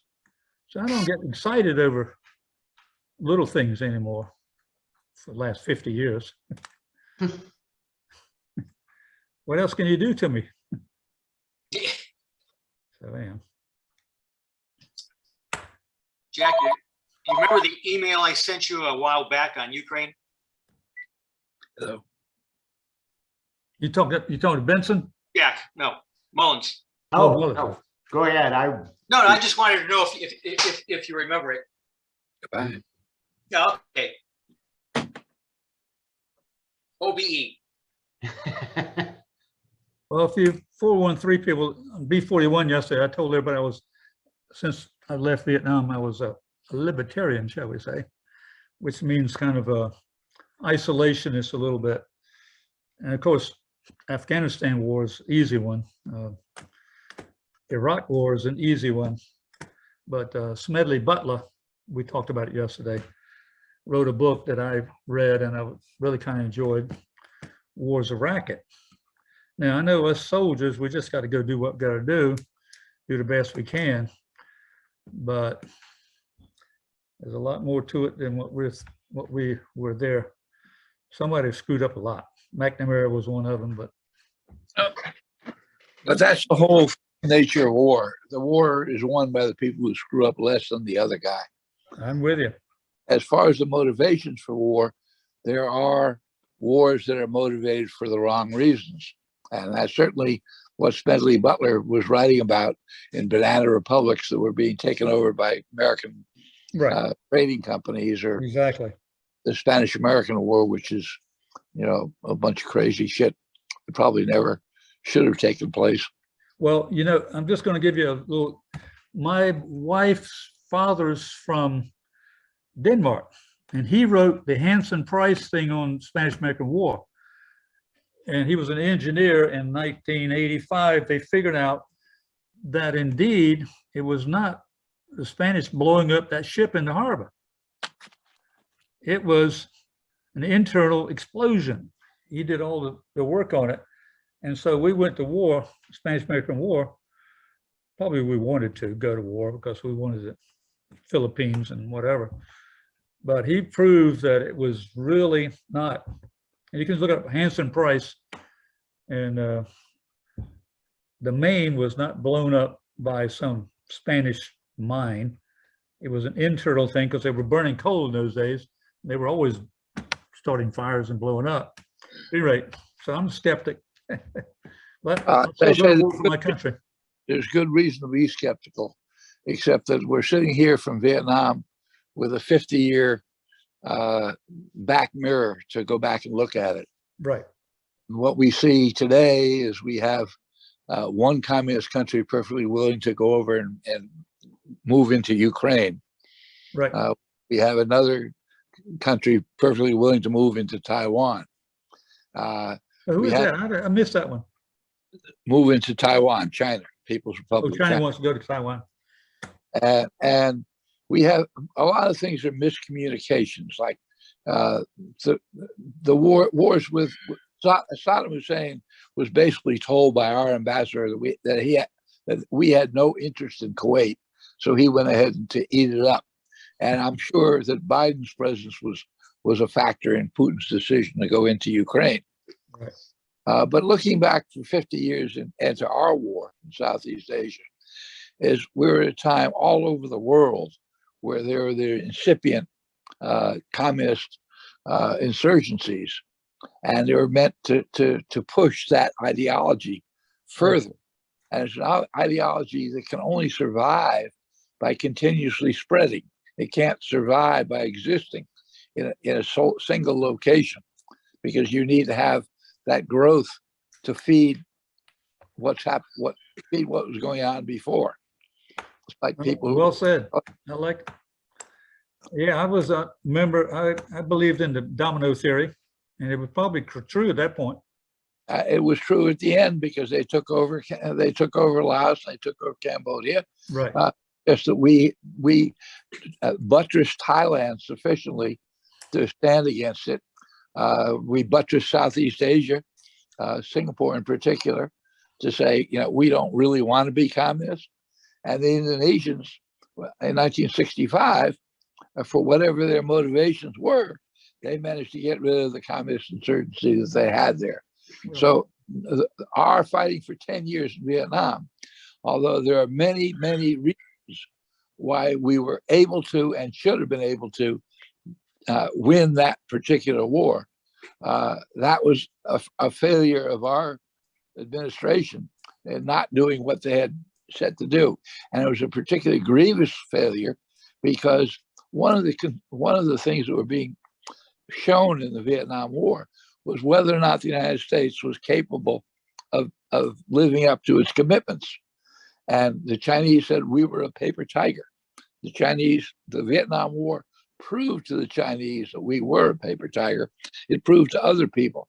Saddam Hussein and Osama bin Laden both sided the Vietnam War as the reasons they felt they could take on the United States.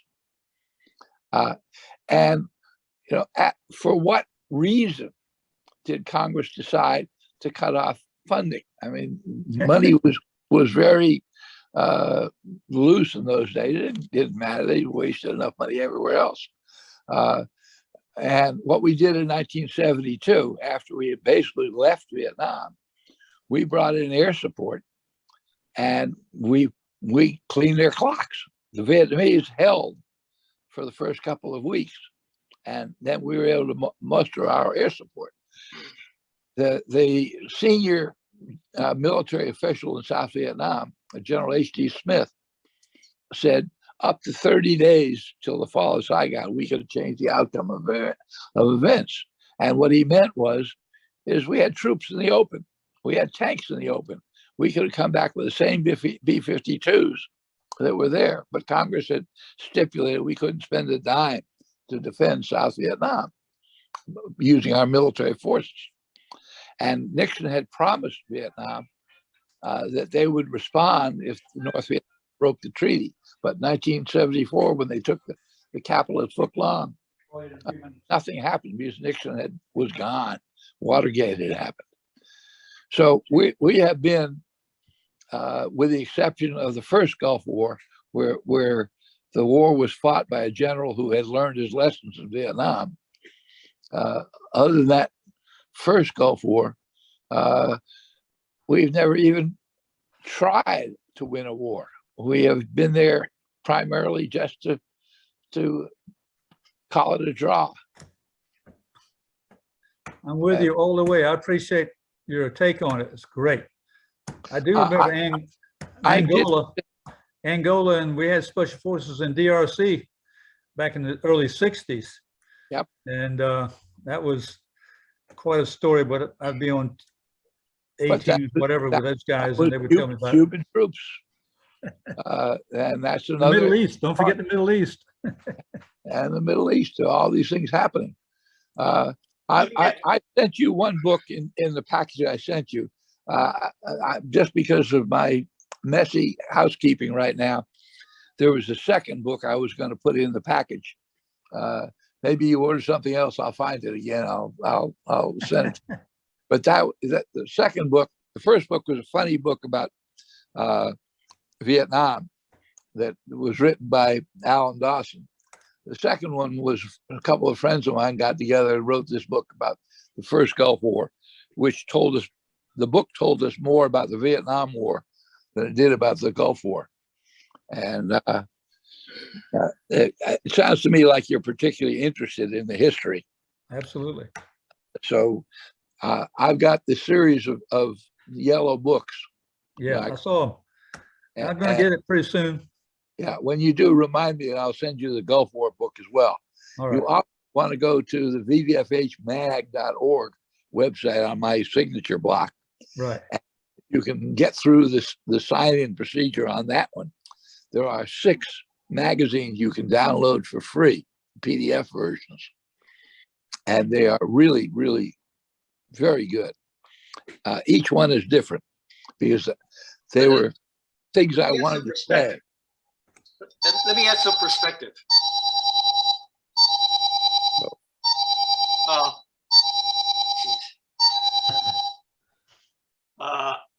Have you read the Army history of Vietnam? History of the war? Which Army history? The U.S. Army history, the official Army history of the war. Well, what I started, I only got 100 pages into it. I've got like 5 books from the Center for Military History that breaks it up in different parts. And Well, I want to go back now to the late 30s when I think Japan was in Vietnam. I think Japan had taken over the country. Right. Exactly. early 40s. But we sent agents up to meet with Ho Chi Minh. He was living in a cave somewhere up in. That's in the 1940s, early 40s. And were we going to support them or not? And these guys came back with the decision that no, we shouldn't support him because he is trained by the communists. He's dyed in the wool communist, and we shouldn't support him. That was then. Well, since World War II. After the war in Europe ended, remember Aaron Bank? He was with the Jedburgh. He was sent over to Indochina to meet with Ho Chi Minh. And he got to know him very well, spent a lot of time traveling with him. And at that time, Ho had asked him to support him in taking over the country rather than the French, rather than letting the French in. And Aaron Bank came back and he said, he reported that we should support Ho. We don't want to be in a war there against him, and we should support him. Well, the State Department disagreed, and the State Department carried the day. Yeah. Well, as much as I respect Aaron Bank, I'm fairly aware of that story and his book, because it's in his book. I haven't read his book. From OSS to Green Berets. But the problem with the story is Ho Chi Minh was an excellent propagandist. He recovered. He didn't recover. He ended up being the recipients of 2 American pilots who were shot down in 1944. And he sent back to General Chennault. He sent the pilots back. General Chennault said, oh, what can I give you to thank you for this? And Ho Chi Minh said, nothing, just give me an autographed picture. He took that autographed picture and went around to everybody else and said, the Americans are supporting me. You better support me too. Aaron Banks, shrewd guy. He was a school-trained communist practitioner. He was part of the Comintern. He spent 10 years learning Leninist tactics. He admired Lenin. He admired Stalin. The fact that he survived in that period of time and was sent to China as a Comintern agent to help the Russians in China, help the Russians, help the Red Chinese. But now you go to all the other people who were there in Vietnam at that time, Archimedes Patty, Rene, whatever his name was, all of the Americans that had contact with Ho Chi Minh, in their books, every one of them was asked for a copy of the Declaration of Independence. If you had gone to Ho Chi Minh's closet and opened up the door, you would have been deluged by the copies of the Declaration of Independence that he had, which made up part of the speech that he gave when he announced his new republic in 1945. In the first magazine, I believe, I have an article by a Vietnamese pilot who was about 10 years old at the time in Hanoi, and who was there as a communist youth supporting Ho Chi Minh. And he comments on this incident and what it all meant, with the American jets flying overhead and American officers in the background behind Ho Chi Minh. It really looked like Ho Chi Minh was being supported by the Americans. But for the next 10 years, the State Department would send messages to Charge d'Affaires in Indochina and said, you know, what is your opinion about Ho Chi Minh and the communists? And they would point out that if you look at all the flags of every communist insurgency in Southeast Asia, they're all the same. The doctrine is the same. The flag is the same. The objectives are the same. Well, what we got in this country today, what is the motivation of the people behind all the woke movements, or Antifa or Black Lives Matter? Is it the rule of law as envisioned by some alternate constitution? No, it's an ever-changing rule which affects the leadership of whatever faction is in charge. Yeah, we have a very stabilizing constitution, if you can look at it from an original intent factor. If you want to pretend there's things there that aren't there, you can argue till death comes to all of us, and we're about to do that. We're about to argue ourselves into just an irreversible situation. well, you know, I thought about this back when I was with the Cuban company. And again, I didn't know much about it. But later on, after going to Vietnam and finding out more, and I started putting this knowledge that, well, stories that I had about Aaron Bank together with what Mike Healy had learned when he was a military aide. And that Kennedy was leaning toward getting out of Vietnam. That was a month before he was killed. That's the way he wanted to go. No, that's a myth. Well, that's what Mike says. Now, how about also that he decided we were better off trying to normalize relations with Cuba, and that he wasn't contemplating any military action, any further military action. But Lyndon Johnson did want it. Johnson wanted the war. Johnson wanted war with Cuba. So I just wonder, how does all this fit together? Well, from my opinion, Johnson was in a place that he shouldn't have been in. McNamara was in a place that he shouldn't have been in. When Colby gave a talk that I went to hear the first time I went out to Texas Tech, Colby gave a talk about turning points in the Vietnam War, which I've copied in the magazine #2 that I put out. And after he finished going through a litany of turning points in the Vietnam War, he went back and he said, McNamara has just written a book in which he says that he thought the Vietnam War was lost in 1965 or 64. And if McNamara felt that way, he should have resigned instead of hung around for 2 more years screwing things. Johnson was far more interested in a war against poverty. And if you take the concerns about the Vietnam War, the expense and the waste and everything else, and you compare it to the war against poverty, the war in Vietnam is the one we should have worked on winning, and the war against poverty is one we should never have gotten involved in. Every dime of our national debt, at that time, or a couple of years ago, about $23 trillion, is entirely represented by handouts under the war on poverty. It was a major turning point for us. Yeah. So Johnson was not capable of doing it.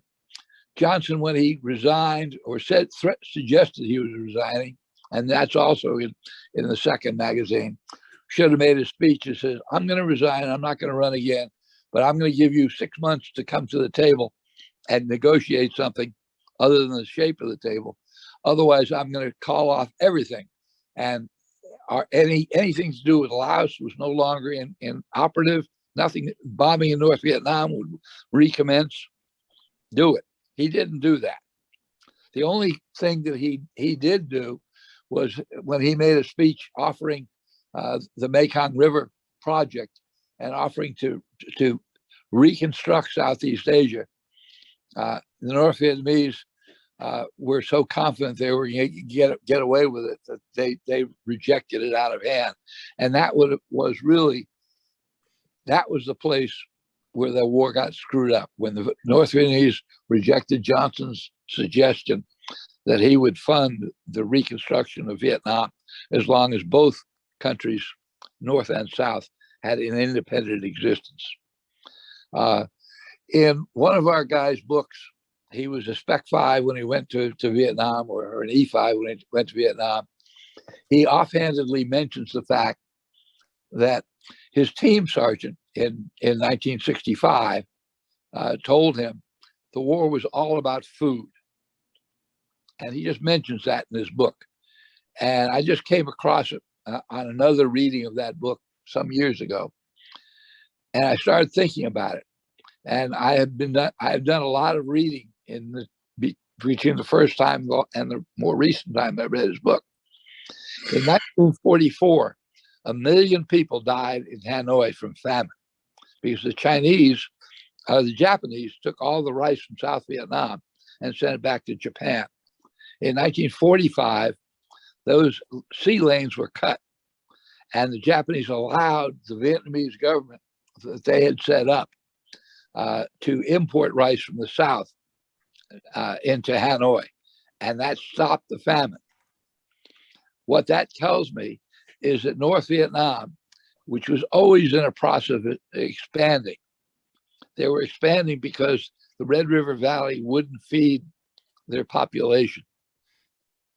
And as long as they continued a war against the South, their allies, Russia and China, would give them food and money and everything else.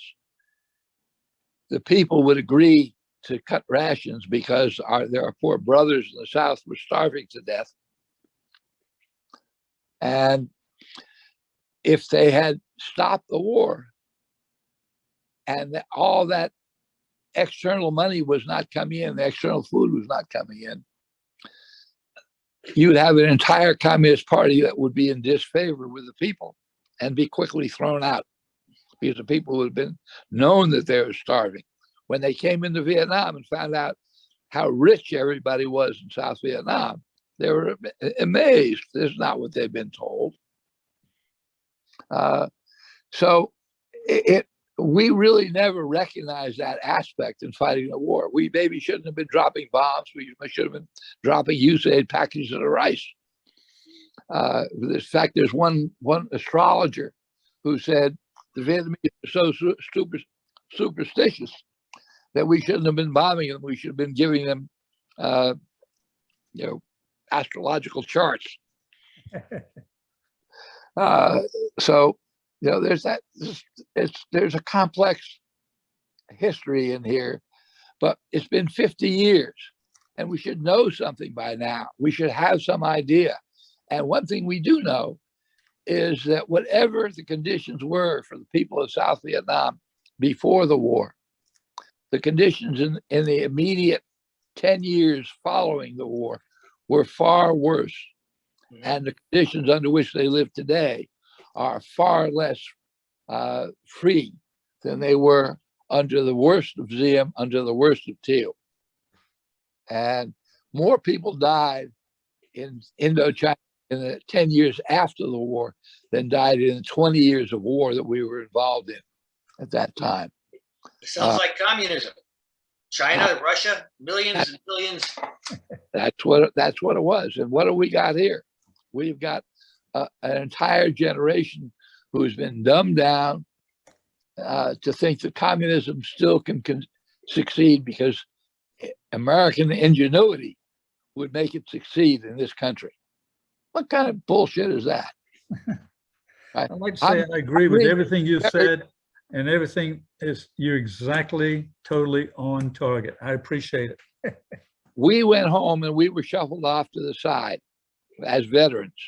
The ones who stayed in the military had friends to talk to, but we went off and we did our own things. Nobody wanted to hear what we had to say. We had the insights of what was going on. We may have not been talking in unison or in concert, but we know more about what was going on than any college student that was protesting the war. But we were quieted. We agreed to be quieted. We didn't come back and talk about it. And as a result, the anti-war movement took over the universities, took over the media, and have basically written the history of our war, which says the United States is an evil country. It's racist, it's bad, and everything else. The only people I served with in Vietnam were olive drab. There weren't blacks, there weren't Hispanics, there weren't Eskimos, Asian Pacific Islanders. If you did your job, you were appreciated by the people who you work with. And we've got a country now that is just into this, pure crap. Unfortunately, I've been reading a series of books by a guy named, I think Schlichter is his name. And he had written a pretty good think piece for Breitbart, but he had a series of fiction books. And I've been buying them one at a time from Amazon, from Kindle, and they're depressing as shit. They're funny as hell, but they're depressing as shit. The United States is divided up into the United States of America and the People's Republic of America. And the United States of America has no welfare. And everybody who wants welfare was offered the opportunity to get the hell out of Dodge and go to the People's Republic, which accepted them with open arms. And the People's Republic pays everybody $1,000 a month in their script. But there's nobody producing anything at all. And the universities don't teach. They just have people going to different parts of the campus arguing about the finer points of the ideologies that they espouse. And that's what constitutes some kind of learning. And everybody's into gender studies and trans studies and pronouns and all this other bullshit. And a guy, is the hero is doing something. He has to push this woman aside. And the woman yells at him, "That man pushed me." And he yells back, "She's trying to assign my gender," or some shit like that. And people turn on the woman. You guys, I'm gonna get off. So Okay, Jack. Good thanks, seeing you. Steve. Tom, it was really good seeing you and talking to you. And I didn't know Ron Benson, but it was interesting what he had to say. So I'm out of here. Talk to you guys later. Thanks Keep again, up. Steve. Keep in Thank touch. you very much. Glad you came. Bye-bye. So long, Jack. Okay. Keep your powder dry. As they say. I look at things differently now than I used to.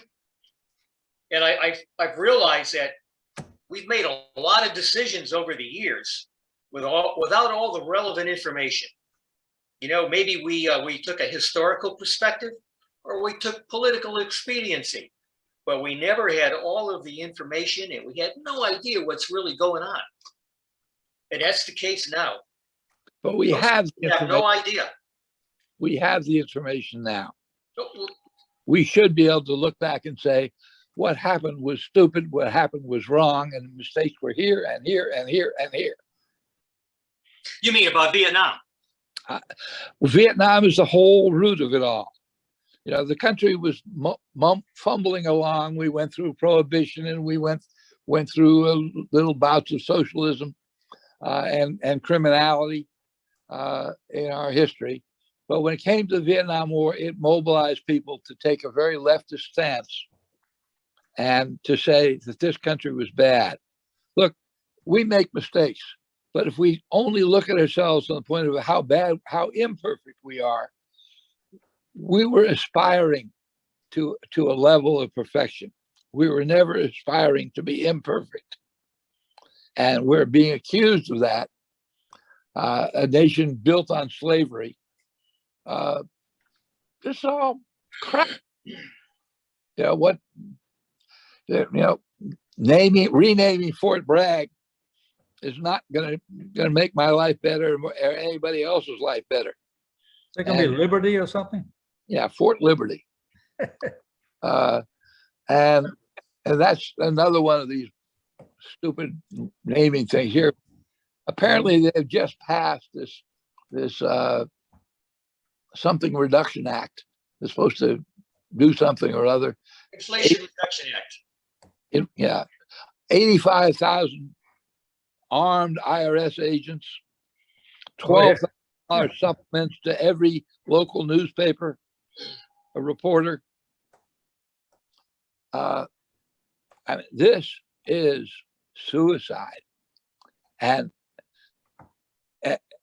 as much as I think that we should actually divide the country up into idiots and people who have some capability of thinking, in reading these cautionary tales that I'm reading from whatever his name is, I realize that really is not a good solution to the problem. Having a separate state is as idiotic as it is.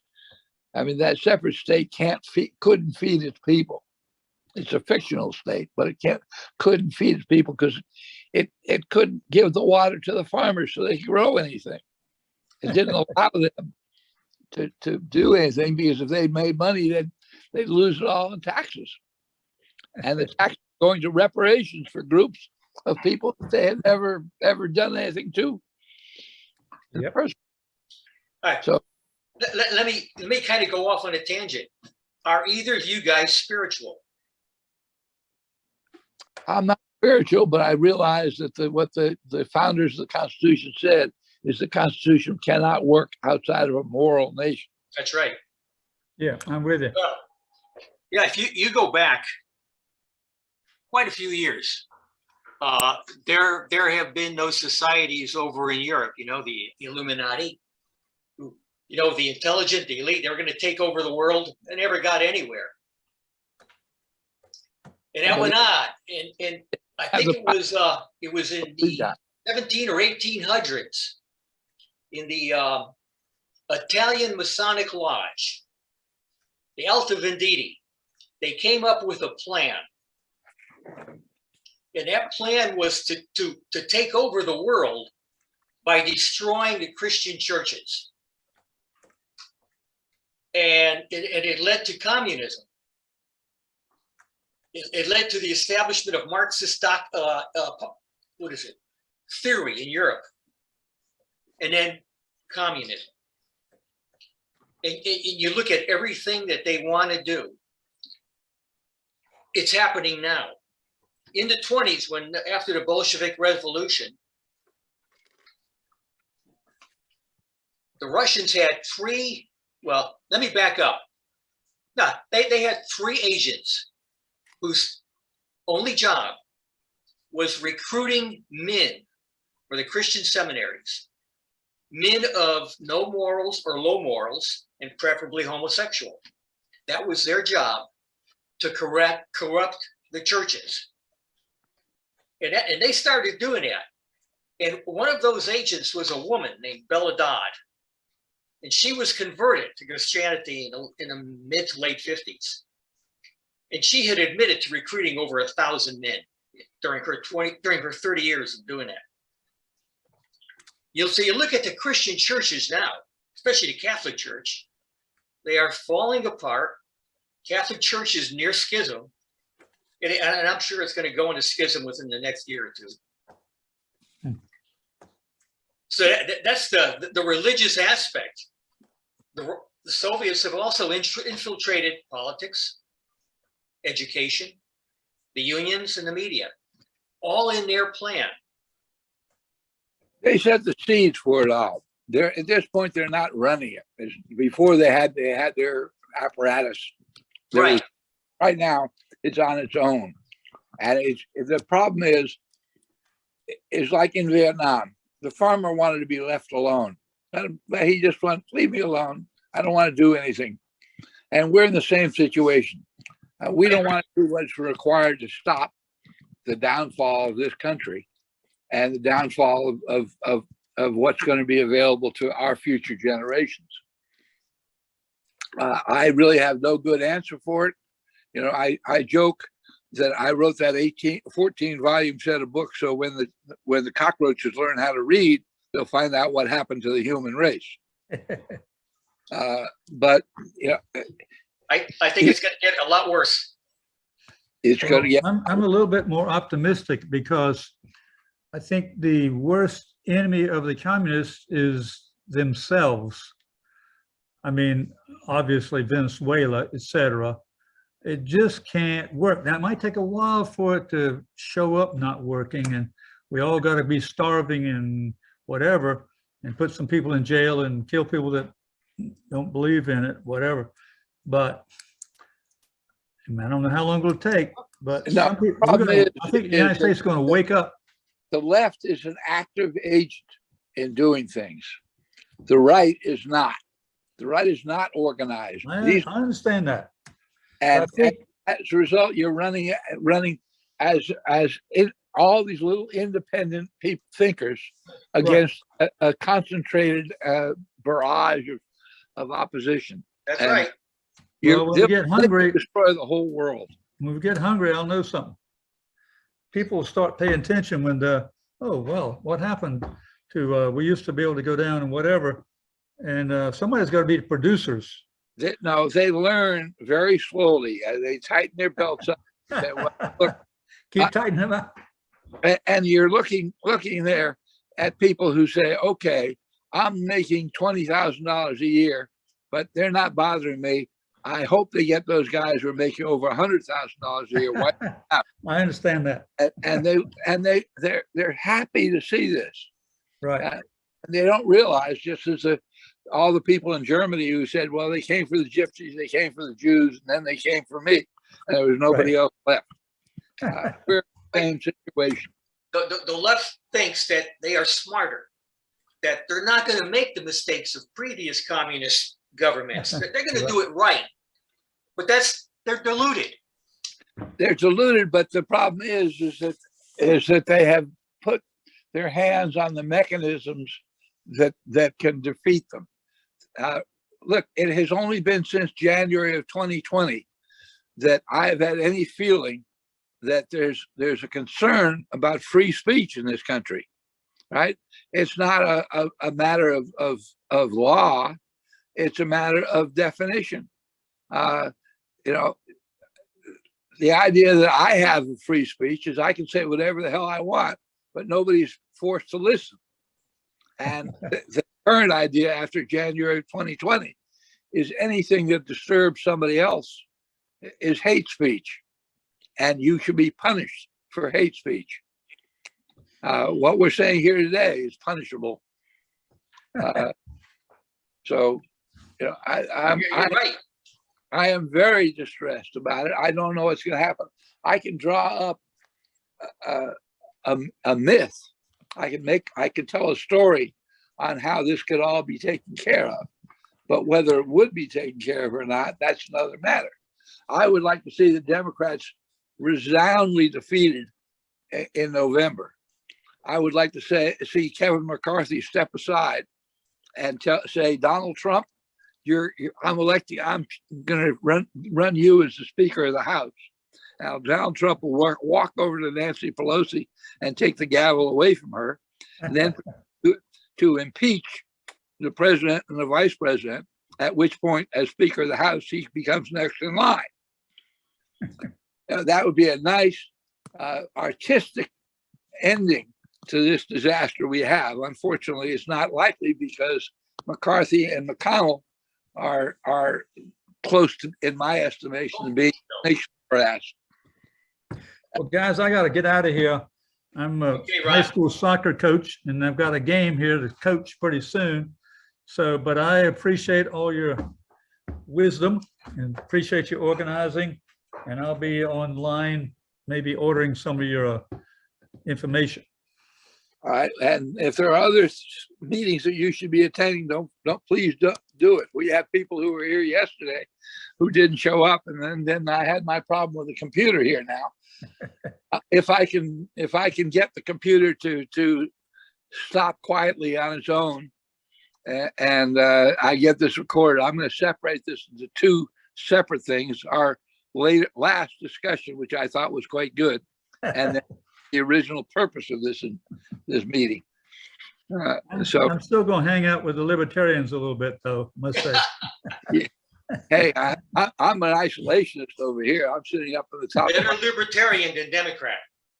Whatever that means. Libertarians are pretty cool because they can be left or right or in the middle anytime they want to. They can flop around pretty good. Yeah. Hey, Steve, have you done anything with guys in 3 Corps? I've done all the camps in 3 Corps, but not the Mike Force, because I've done a lot of work on the Mike Force on Delta, on SOG, and I was really concerned that all the stuff I've done, I've omitted the A teams. They really got short shift, because you can't really write about the A teams because there's just not enough people on one team to make it interesting. Or make it useful. I can't market it as Mike Force. I can make a book about or a CD-ROM about, but the A teams need to have their history told. And I don't know. Somebody's gonna have to. The videos here are really good. They have to be edited more than they're being done now, but they're quite good when they're edited. Somebody has to go through them and take notes and consolidate those notes or do something.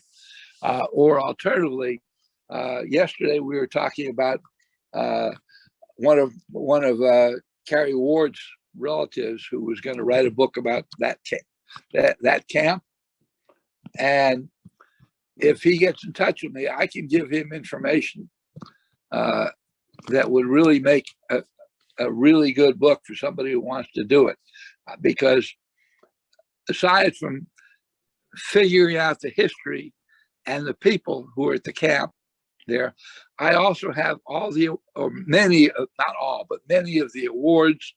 I have the various narratives about operations that were being done, and the names and contact numbers of people. And I have stuff that could do really, really good histories, but I don't have the life to do a history of 100 A camps. I'm not going to live that long. So A lot of work. Somebody else got to do it.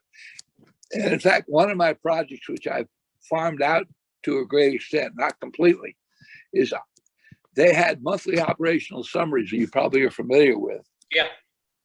They were consolidated at the group level. And I have gotten from 1962 to 1970, all but 12 of them. I'm missing some individual pages on some of those that I have the whole report, but that information is extremely valuable. And I redid the 7th group TDY book by adding in maps and adding in these paragraphs by A team for every month that the team was there, TDY. And that book came out very well. I really like that. If I could get all these mop sums transcribed and put into order and searchable and whatever, that would be really good. But that's going to take a lot of effort. I've got 5 people who volunteered to help out, and they're doing parts of it. Whatever, it's a noble goal. But I don't know if it'll get done how long I'm here. And I'm trying to make sure that there's some continuity after I'm gone as well. So.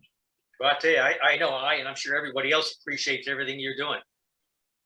Well, what I'm surprised at is how many people, for one reason or another, and I know people have other obligations, but I just am surprised that I'm not getting, 75% of the people on the team coming to these meetings rather than 25%. Yeah, that's unfortunate. And we lost 3 people here today that were here, but I don't know why they got lost, except for the fact that my computer locked up. I don't think I locked them out, though. Well, Steve, I got to go too. Yeah, I got to go try to recover this and find out what's going on. Hey, I wish you the very best going forward. Hope all this works out well. And I want to get a chance to go to look through some of those sites you provided to us. Yeah, well, do so. There's a lot of good stuff up there, but I'm good at producing material. I'm terrible when it comes to marketing it. So anyway, thanks again. I'm going to sign out. okay, take care. Yeah.